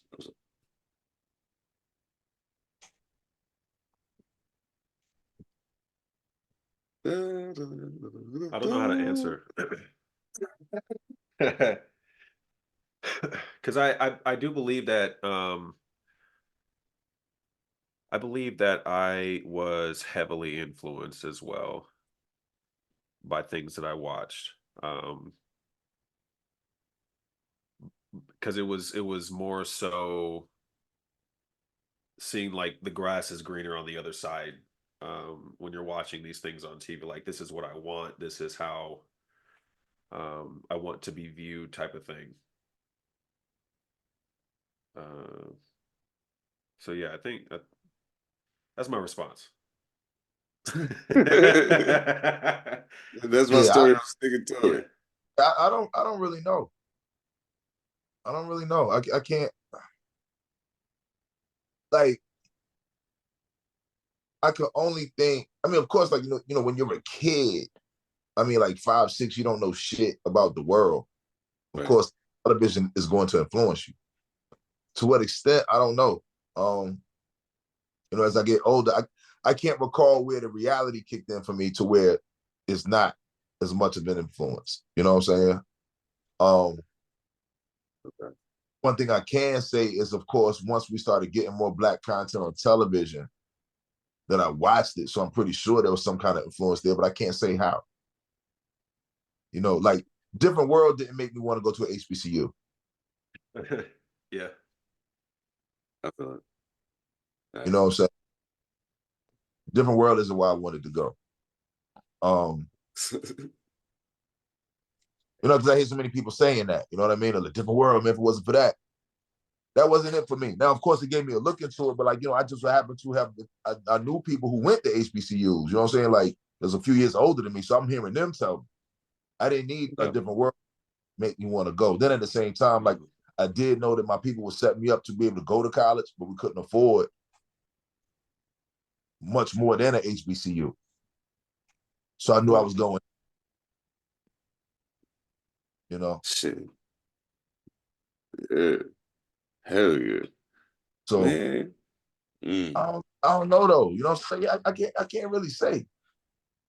Like I want to think like I can recall like watching In Living Color and seeing leaders of the new school perform and coming to school the next day excited and hype about it.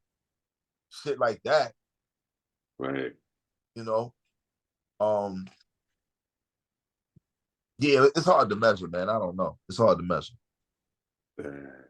I often be thinking about that shit because I be like, man, if I really think about what I've been into as far as what I've been feeding myself entertainment wise, how much can I honestly say if I look at that and align it with the actual timeline of my existence? If I line those two things up, it'll look like it's got an influence on it, even if it doesn't. So now I got to ask myself how much of that actually was influenced by this. Did I take something that I saw as potentially being the gospel because I didn't have that person there to tell me that ain't how that go. It's like this. You know what I'm saying? So I saw that and it worked out for them. And I'm relating to this person because our stories are similar, because our socioeconomic situation is the same. Our environment that we are bred in was the same. So I'm viewing how you move it and I'm realizing that it's mirroring how my life is working out here. And now, oh word, that's a sound idea. Makes sense. But does it really make sense? Or it only makes sense in Hollywood? But if you don't know to ask that question, you know what I'm saying, and there's nobody there to tell you, nah, that ain't it, yo. You go this way. Then what? You know what I'm saying? So I I would tell you the very worst parallel that was ever drawn for this scenario that we're talking about right now. I went to the movies to see Dead Presidents at the Marketplace Theater in Winston-Salem. We're watching the movie. Everything is everything. We leave the movie, go home. The next day, I get a knock at the door, and there's this elaborate plan that has been hatched. And I'm like, okay. Now, I've asked myself many, many times, did I say okay because I was drawn back into that zone because I went and seen Dead Presidents? Or did I just choose that? Because statistically speaking, from my history, that would have been the choice anyway. Which one is it? Because I've been trying to do shit different. I've been in college, got a job, all this shit, trying to do shit different. But I didn't even hesitate 1 second. I was like, yo. So I know what I was taught by my mother. I know what I was taught by my grandmother. I know what my dad did teach me. I know what my uncles taught me. You know what I'm saying? I am the oldest brother. So I didn't have a big brother. I had a little brother and I had to look out for him. So that in and of itself changes my relationship to the environment. You know what I'm saying? Because it ain't just me. I got to fend for it. He out here too. You know what I'm saying? So that changed the whole dynamic of everything. So I think a lot of what I view entertainment wise may have changed my relationship to, if I'm being honest, may have changed my relationship to violence in a lot of ways.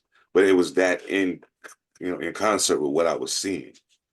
The two things combined kind of made me be like, oh, that's just what it is. Okay. Cool. And I realized had I been seeing the opposite of that, at least to some degree, maybe I don't think it's completely okay. You know what I'm saying? But I mean, if it's happening for real and it's happening right here, boom, boom, this is one of them times they got it all the way right. Got you. But then I look at what that has meant to me personally when I look back at my track record and I'm like, yeah, bro. Yeah, I think you could have read that a whole lot different. You could have read that a whole lot different. Um, I don't know. I be wondering about that shit because we've been hearing it forever. I remember when the kid that killed the state trooper and said he was listening to Tupac. You know what I'm saying? All of that kind of shit. And then I know the music can move you. You know what I'm saying? But I don't. There's no way you listening to Tupac and it make you shoot a cop. That ain't it. Um, nah, that ain't it. That ain't it. Okay, last question. What's your favorite? Not your favorite. Fuck favorite, but storytelling raps. I, what's some of your favorite shits? Some of your top shits as far as storytelling raps go. I'm asking for a specific reason. I'm actually gonna be making note while y'all saying shit. But Three sides to a story. Joe Budden. absolutely. Rewind by Nas.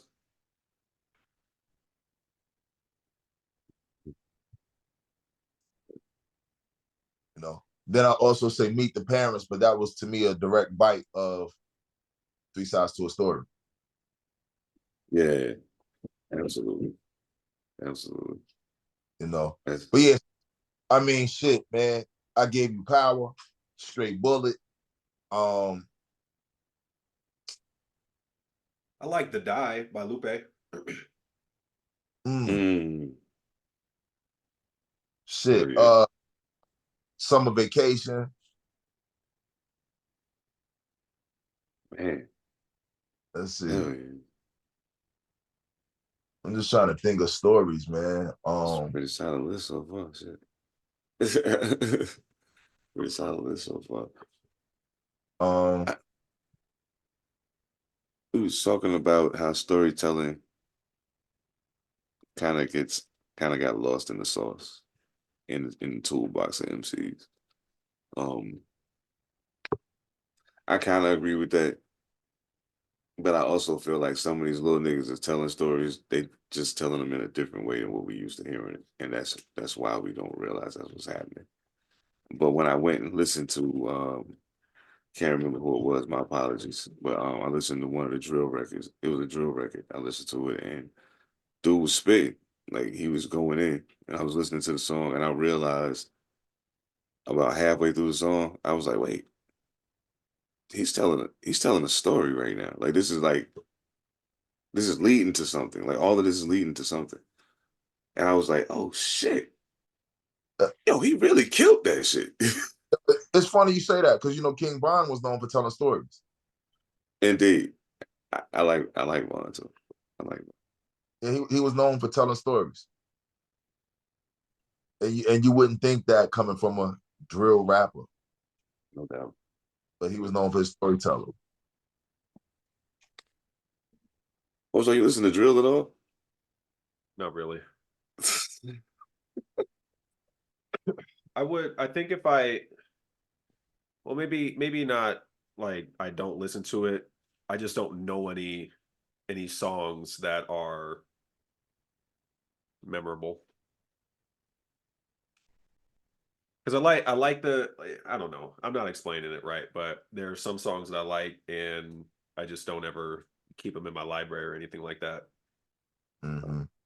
I'm about to say it with your chest. Go ahead and say it. You sound I like don't you want think to I get some don't shit think up. no.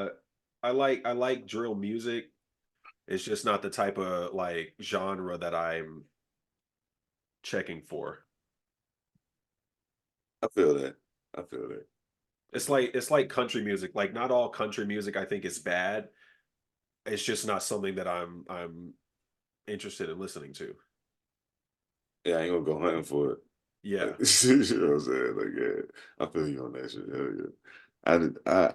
I will say it always did surprise me when I heard a song that was like a country song, and I was like, yo, that shit was dope. Like, it would always catch me off guard. You know what I'm saying? But I'm like, yo, music is music. Like, even if it ain't necessarily, like, I've heard rock songs that I thought was super dope. The composition of them, the musicianship, all of it. I was like, yo, this shit's dope. You know what I'm saying? Even though I ain't a rock nigga, you know what I'm saying? So if you're an artist, or you indulge in the arts, you're gonna find something at a point. If a motherfucker good at what they do, you know what I'm saying, you're gonna find something you can fuck with. You know what I mean? You find something you can fuck with. So I ain't never really understood people being kind of closed-minded about what they willing to at least try. You know what I'm saying? Um, Now some shit make perfect sense, but other shit, like, don't go get a 13-story bungee cord for a 12-story building. But anyway, yeah, that's listen, I watch some wild shit. I watch some wild shit. Um, I don't know. I watch some wild shit. So yeah, I like watching shit where people just expire. Like, in real life though. Like, I don't like, not movies. Like, you remember, like, the band from TV shit that used to be out? I They mean, used to have a huh? Faces of Death. Faces Faces of of Death. Death. Faces of Death was the one to one. Yeah, like every one of them was the one to one. Have you ever seen Faces of Death, Mojo? No. But are you explaining that you enjoy watching people Died. on video? Died. He enjoys Uh watching Yeah. people. yeah, yeah, So you 100%. enjoy watching that shit?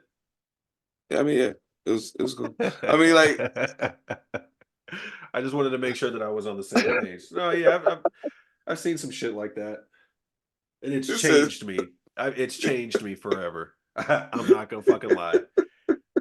First time I had ever seen something like, girl got whacked on her head with I want to say it was like a wooden board, but the shit had to have been thick enough, caused some serious head trauma. And I watched the oh, whole process from start to finish of her.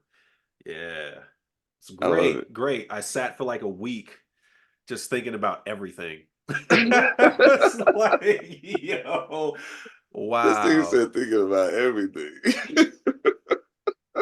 So let's say my lust for life, it's just after watching that video. Yeah. The fact that you watching that shit is weird. That's crazy. Yeah. Yo, Yeah. because What? but there was videos out back in the day just showing people dying horrific deaths. Right. I, I I think some of them got proven to actually be fake, but some of them was real. So it's funny because he said that bungee cord shit. And I was like, I saw a motherfucker on Face of Death jump up a building and the bungee cord was too long. He just hit the ground. Bang! Yep. Like, man, the fuck, man, turn it off, man. Yo, they used to get mad at me. Like me, Big Dolph, John Black. Who else lived there? Drastic, and my homeboy Cooney. We all used to live in an apartment together in Weatherwood. And they would get mad as fuck because everybody would go to work. I'd be the first one to get home, and they come in and I'd be watching that shit. They like, man, yo, turn that shit off, man. Why you always watching this shit? What the fuck is wrong with you? I'm like, yo, dog, you ain't see this part though. Look, like this part right here, this motherfucker right here, he owed like what was the equivalent of $17 in America is what he owed for his taxes. They tied his ass to horses and snatched him apart. You see this shit? And they was like, dog, what's wrong with you, man? Like, why you watching this shit? Oh, yo, this is, you don't find this entertaining at all? They're like, nah, dog, there's something wrong with you. Yeah. But I'm dog, check this out. But dude, they had like 6 volumes of this shit. Yes, and I seen every one of them. I saw maybe 20 minutes of them shits, all of them combined. Man, fuck this shit. I saw the bungee cord dude. I saw the motherfucker get out of the boat. I saw somebody fall in an alligator pit. Oh yeah, that was great. That was great. See, are those aren't like super gory? Because I've seen some where it's like cartel type stuff, and they're doing crazy shit. Oh yeah, there's some of that on there too. I mean, no, you're saying it not having seen the scenes. Oh, yeah. This shit is. I've seen. Okay. Yeah. This You shit might have to see it. Yeah, like the whole point is they die in gruesome ass deaths, though. Okay. You know what I'm saying? Or some unexpected shit. Like, and I think the only other one I do remember is somebody getting gored by a bull during the running of the bulls type of shit. He got fucked up. That shit was funny. No, my favorite one. Okay. I saw the and I'll never forget this shit because the motherfucker the Hispanic dude with the firing squad. Oh yes. Hit that motherfucker, he was like, ay, ay, ay. Like, what the fuck? My favorite shit in the whole world, yo, is I was like, yo, fuck that shit. Like that shit is not something that should have been on the shelf for people to be watching. That shit is ridiculous. But now my favorite shit was these ladies. They was walking in this big ass train area. You know what I'm saying? And the ladies was walking, and so like the one train stopped. You know what I'm saying? So they keep walking. But the lady to the left, she happened to be looking, and she realized it's another train coming on the next track. And this motherfucker ain't stopping. Like, he getting it. So she put her hands out to the right to try to stop the lady next to her from going. She slapped her hand down and take that step. And the next thing you know, that motherfucker turned into vapor. Gone. I rewound that shit like 9,000 times to see the moment when she went. That shit was crazy, yo. I was like, yo, that was dope.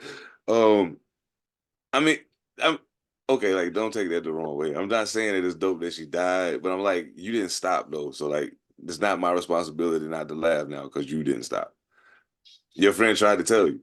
That's not my fault. Why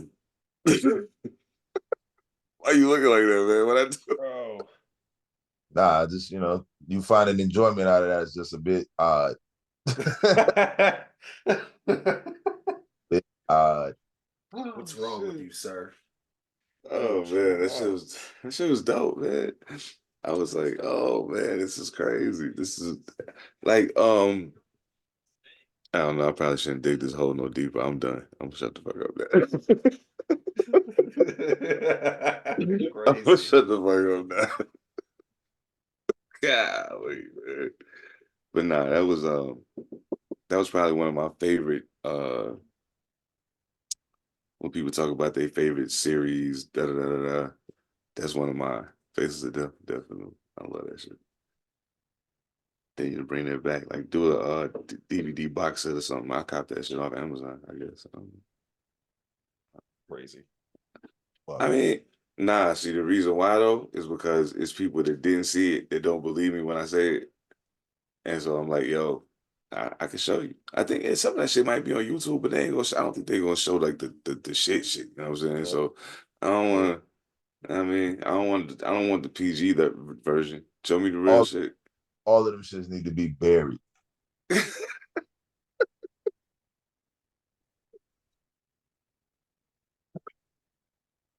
I didn't understand the point of it then, and I don't understand the point of it now. Like, and like how you said, you fuck around, you be the homeboy watching that shit when people come in. You go to somebody's crib, and like, I mean, y'all watch, like, all y'all watch, like, all y'all crazy watching this shit. Man, look at this motherfucker. Man, this volume 5. Like, what? Man, nah, I remember the first time we got the shit right. Because I never believe. I'm like, y'all got all these deaths on camera, so this shit just don't make sense. Yeah, that part, and that's the part that nobody seems to. Oh shit! All right, bro. They can do what it do. All right. Oh man, I like the bonnet. Thank you. He got the neighborhood nip bonnet on. All right. All right, buddy. Yep. Peace. But yeah, that's the whole shit, man. I think that's it. I don't know. Niggas, man. Niggas. Whatever you did last night, don't do that again for the next show the day before.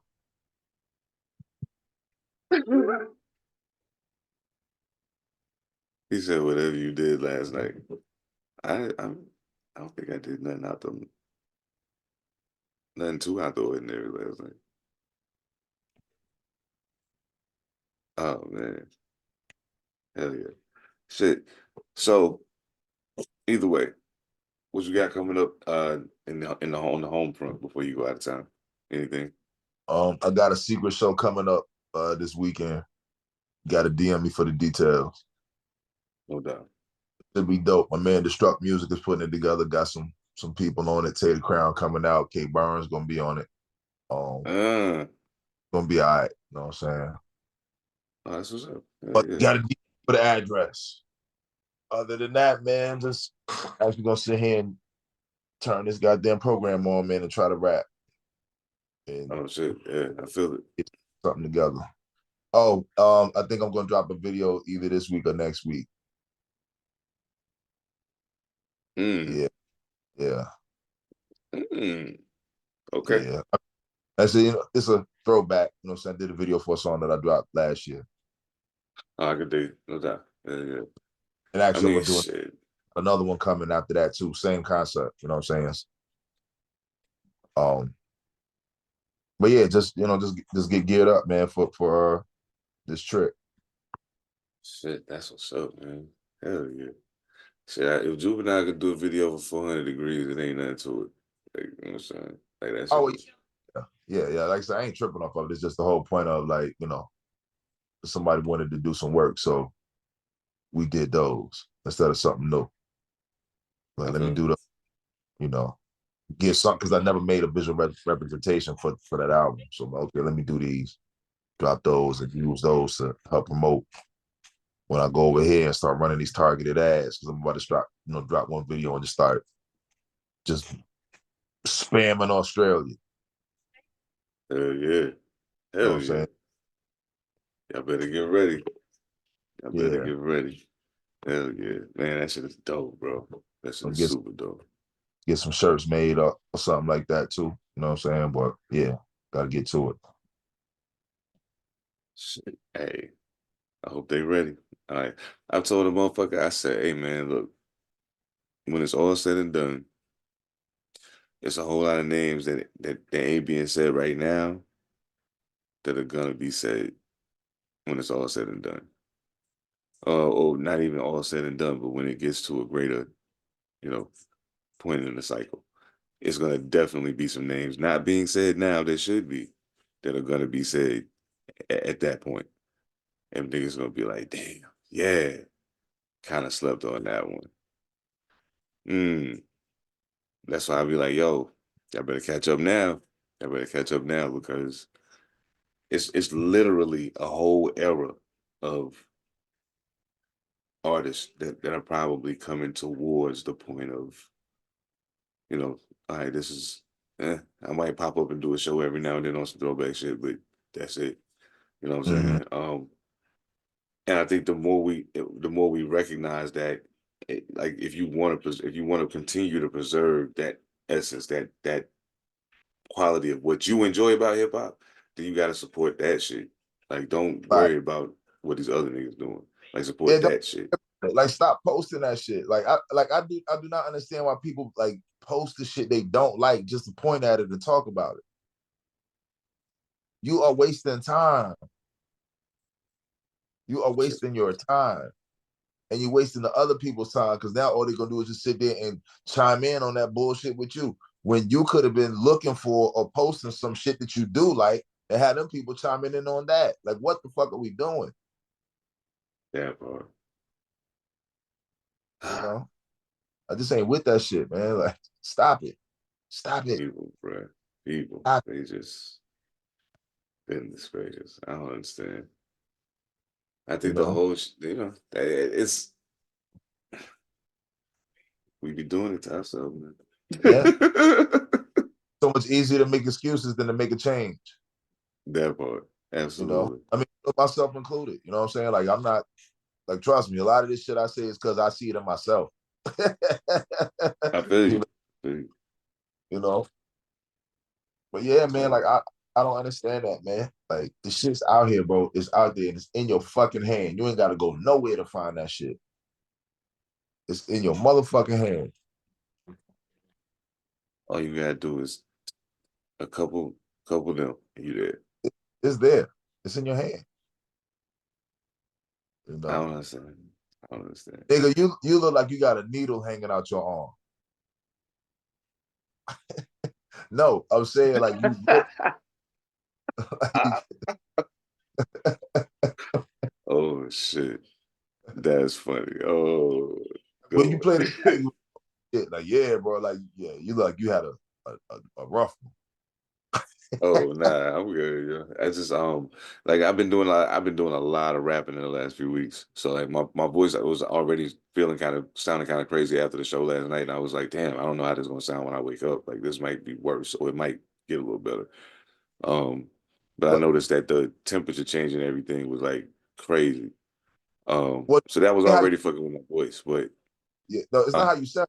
Look, oh no, I was gonna say so that was already affecting my voice, and then on top of that, like yeah, I'm high as a motherfucker. So like, yeah, no, that's obvious. That's what I'm saying. Like, bro, like you look like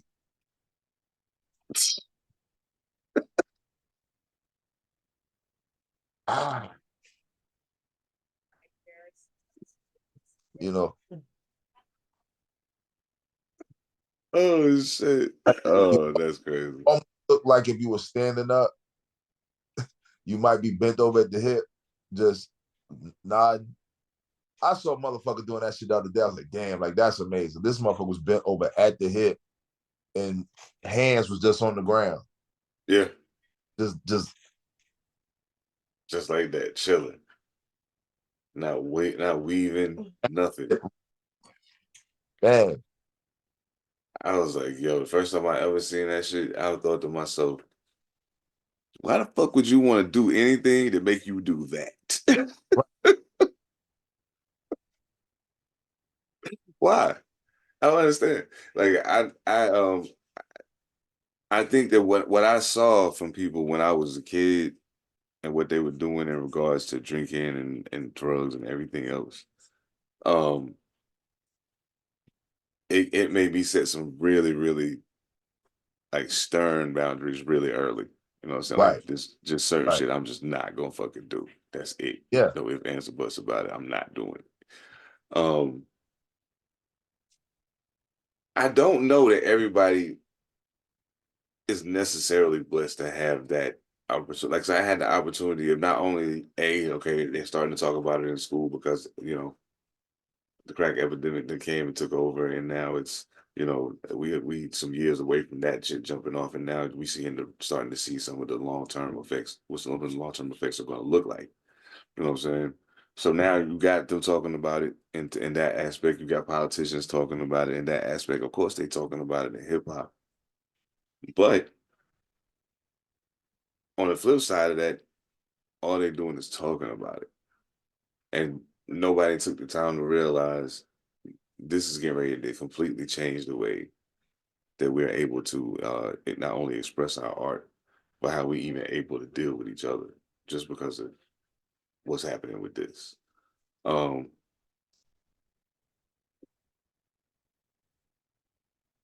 didn't recognize that what was happening with my education and everything that was going on when me was happening. I didn't recognize at first that a lot of how I dealt with that and how some of the exterior factors dealt with me were a direct result of that. Because of what was seen coming through that, coming out of it, starting to try to, getting the first round of people into situations to try to get better, to try to get help, try to get clean, try to get off it. You know what I'm saying? I mean, shit, if niggas that was there, y'all know that shit was like, crack was like Mike Tyson in his prime. Who gonna beat it? You know what I'm saying? Like that's just kind of how it was looked at the time. So, you know what I mean? By the time it got to that point, it It was literally some affects everything. people on that shit, man. It was so many people on that shit. Yes. Various forms of various ages. It was so many people. Like, again, growing up during that shit, we don't have a outlook on what the world is. Like we don't really understand that. We only know what we see. And depending on where we are, you know what I'm saying, like how many of them we see. You know what I mean? Obviously, like if you're in the tri-state area, you're seeing a lot more of them. Or like, like all the urban cities, you saw way more outdoor addicts. You know what I'm saying? But I would really, and I hope people don't misunderstand why I'm saying this, but I would really like to see a comparison of, and we'll never get it, but I would love to know how many crackheads there was in comparison to how many meth heads there are now. That's a good one. That's a good one. Yeah. I would love to see that because I just see so. And again, like like me saying meth, like I'm fucking up by saying that because I know like it's more than just meth. It's fentanyl out here. It's people are back shooting up dope crazy. You know what I'm saying? So it's like, damn, like I just wonder numerically, like how does it compare? Because then again, like you said, like I see a motherfucker like I don't want to do nothing to make me do that. I was walking to the train station the other day, motherfucker was standing under the at the bus stop with the on and over top, and he was leaning so bad it looked like he was looking for something under the bench. Damn. But he was just leaning. I mean, just like literally standing up, but low enough to where it looks like looking under the bench. Then I realized that, oh, this motherfucker's just high because he ain't moving. He just stuck.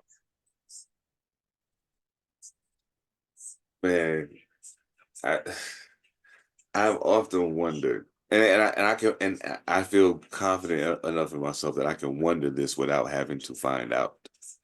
But I'm like, I wonder, what the fuck do that feel like that made you want to not only do it the first time, because the first time you didn't really know. You took another motherfucker word for it. Mm-hmm. But you did it that first time. So exactly what was it about the first time that made you want to do it again? Now Right. I know they say with heroin, if you do it once, I mean, once you not if you just do it once because you can sniff it or what the other various ways, but if you shoot it up, they say if you shoot it up the first time you shoot it up, you will be addicted to it. And I'm Mm-hmm. like, that's crazy as fuck. Like, wow. Well, Um, sniffing it too. I mean, it might not be as immediately addictive as shooting oh yeah. because nothing will be that quick. But sniffing is like that. For sure. Different that shit. Yeah. Oh man, that's horrible. Like that was one of the things that I think I probably had the biggest issue with. I always say until I got to a certain point in life, I didn't really recognize we was broke. You know what I'm saying? Because everybody around me was, so we were all the same. It's all good. You know what I'm saying? Maybe one person got both parents in the house. Maybe one person family got a nicer car, or whatever. But we all still coexisting in the same space. You know what I'm saying? Right. So seeing that for the most part, it kind of informed everything else that was going to happen after that. But the part that I think get missed a lot of times, especially with people that grow up in situations where it's not the most economically affluent, we end up having to create an economy of our own. You know what I'm saying? And that's where you give something like illegal drugs a place to bloom and blossom. You know what I'm saying? Right. If there ain't that need for a secret economy, maybe this ain't a thing. You know what I'm saying? Maybe this ain't a thing. I don't know. I just kind of think it go together, and a lot of people don't see it that way. Well, they try to separate shit all the time and make one thing stand on its own. And I'm like, well, yeah, it ain't a whole lot of shit that happens to stand on its own. Most of everything that happens, whether it be interpersonal, societal, whatever the case may be, it's connected to something. It don't stand on its own. It's connected to something because something made it do what it's doing. So it's a cause and effect all the time. The last time it was singular, like you trying to make it, was when it started. That was the only time it was that. Ever since then, everything they add to it, take away from that. So here we are. This is like a million fucking bumper pinball machine. You know what I'm saying? Shit. Hey. Oh man. I'm waiting for something to happen to make me feel like I don't have to give up on people.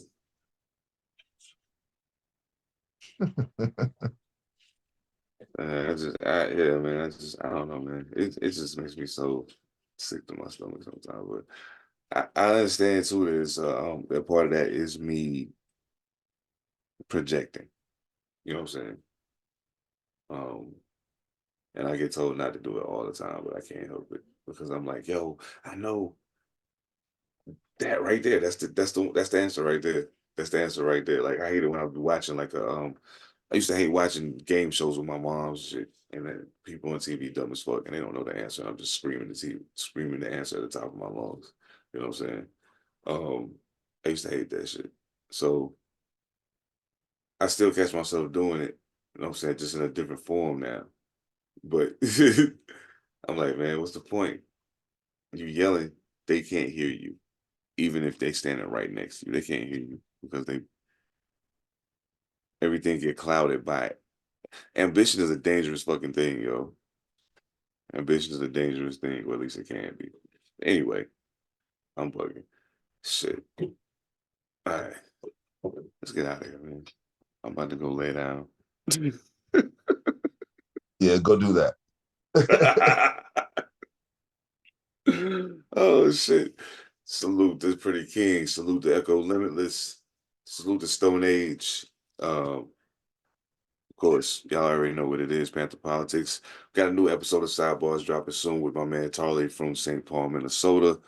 Salute to Tarley and the tribe. And of course, very soon, we'll be bringing All Purpose back. Got some technical things to work out on that end. But either way, thank y'all for locking in. Make sure y'all subscribe, comment, share with your people, all that good stuff. If you're on Apple Podcasts, rate us, give us 5 stars. It makes it easier to find us. Yeah, thank y'all for your time. Y'all know what it is, Pantha Politix, man. On behalf of Mojo Barnes, the ethemadassassin, I am Seven Da Pantha. We'll catch y'all next time. 1.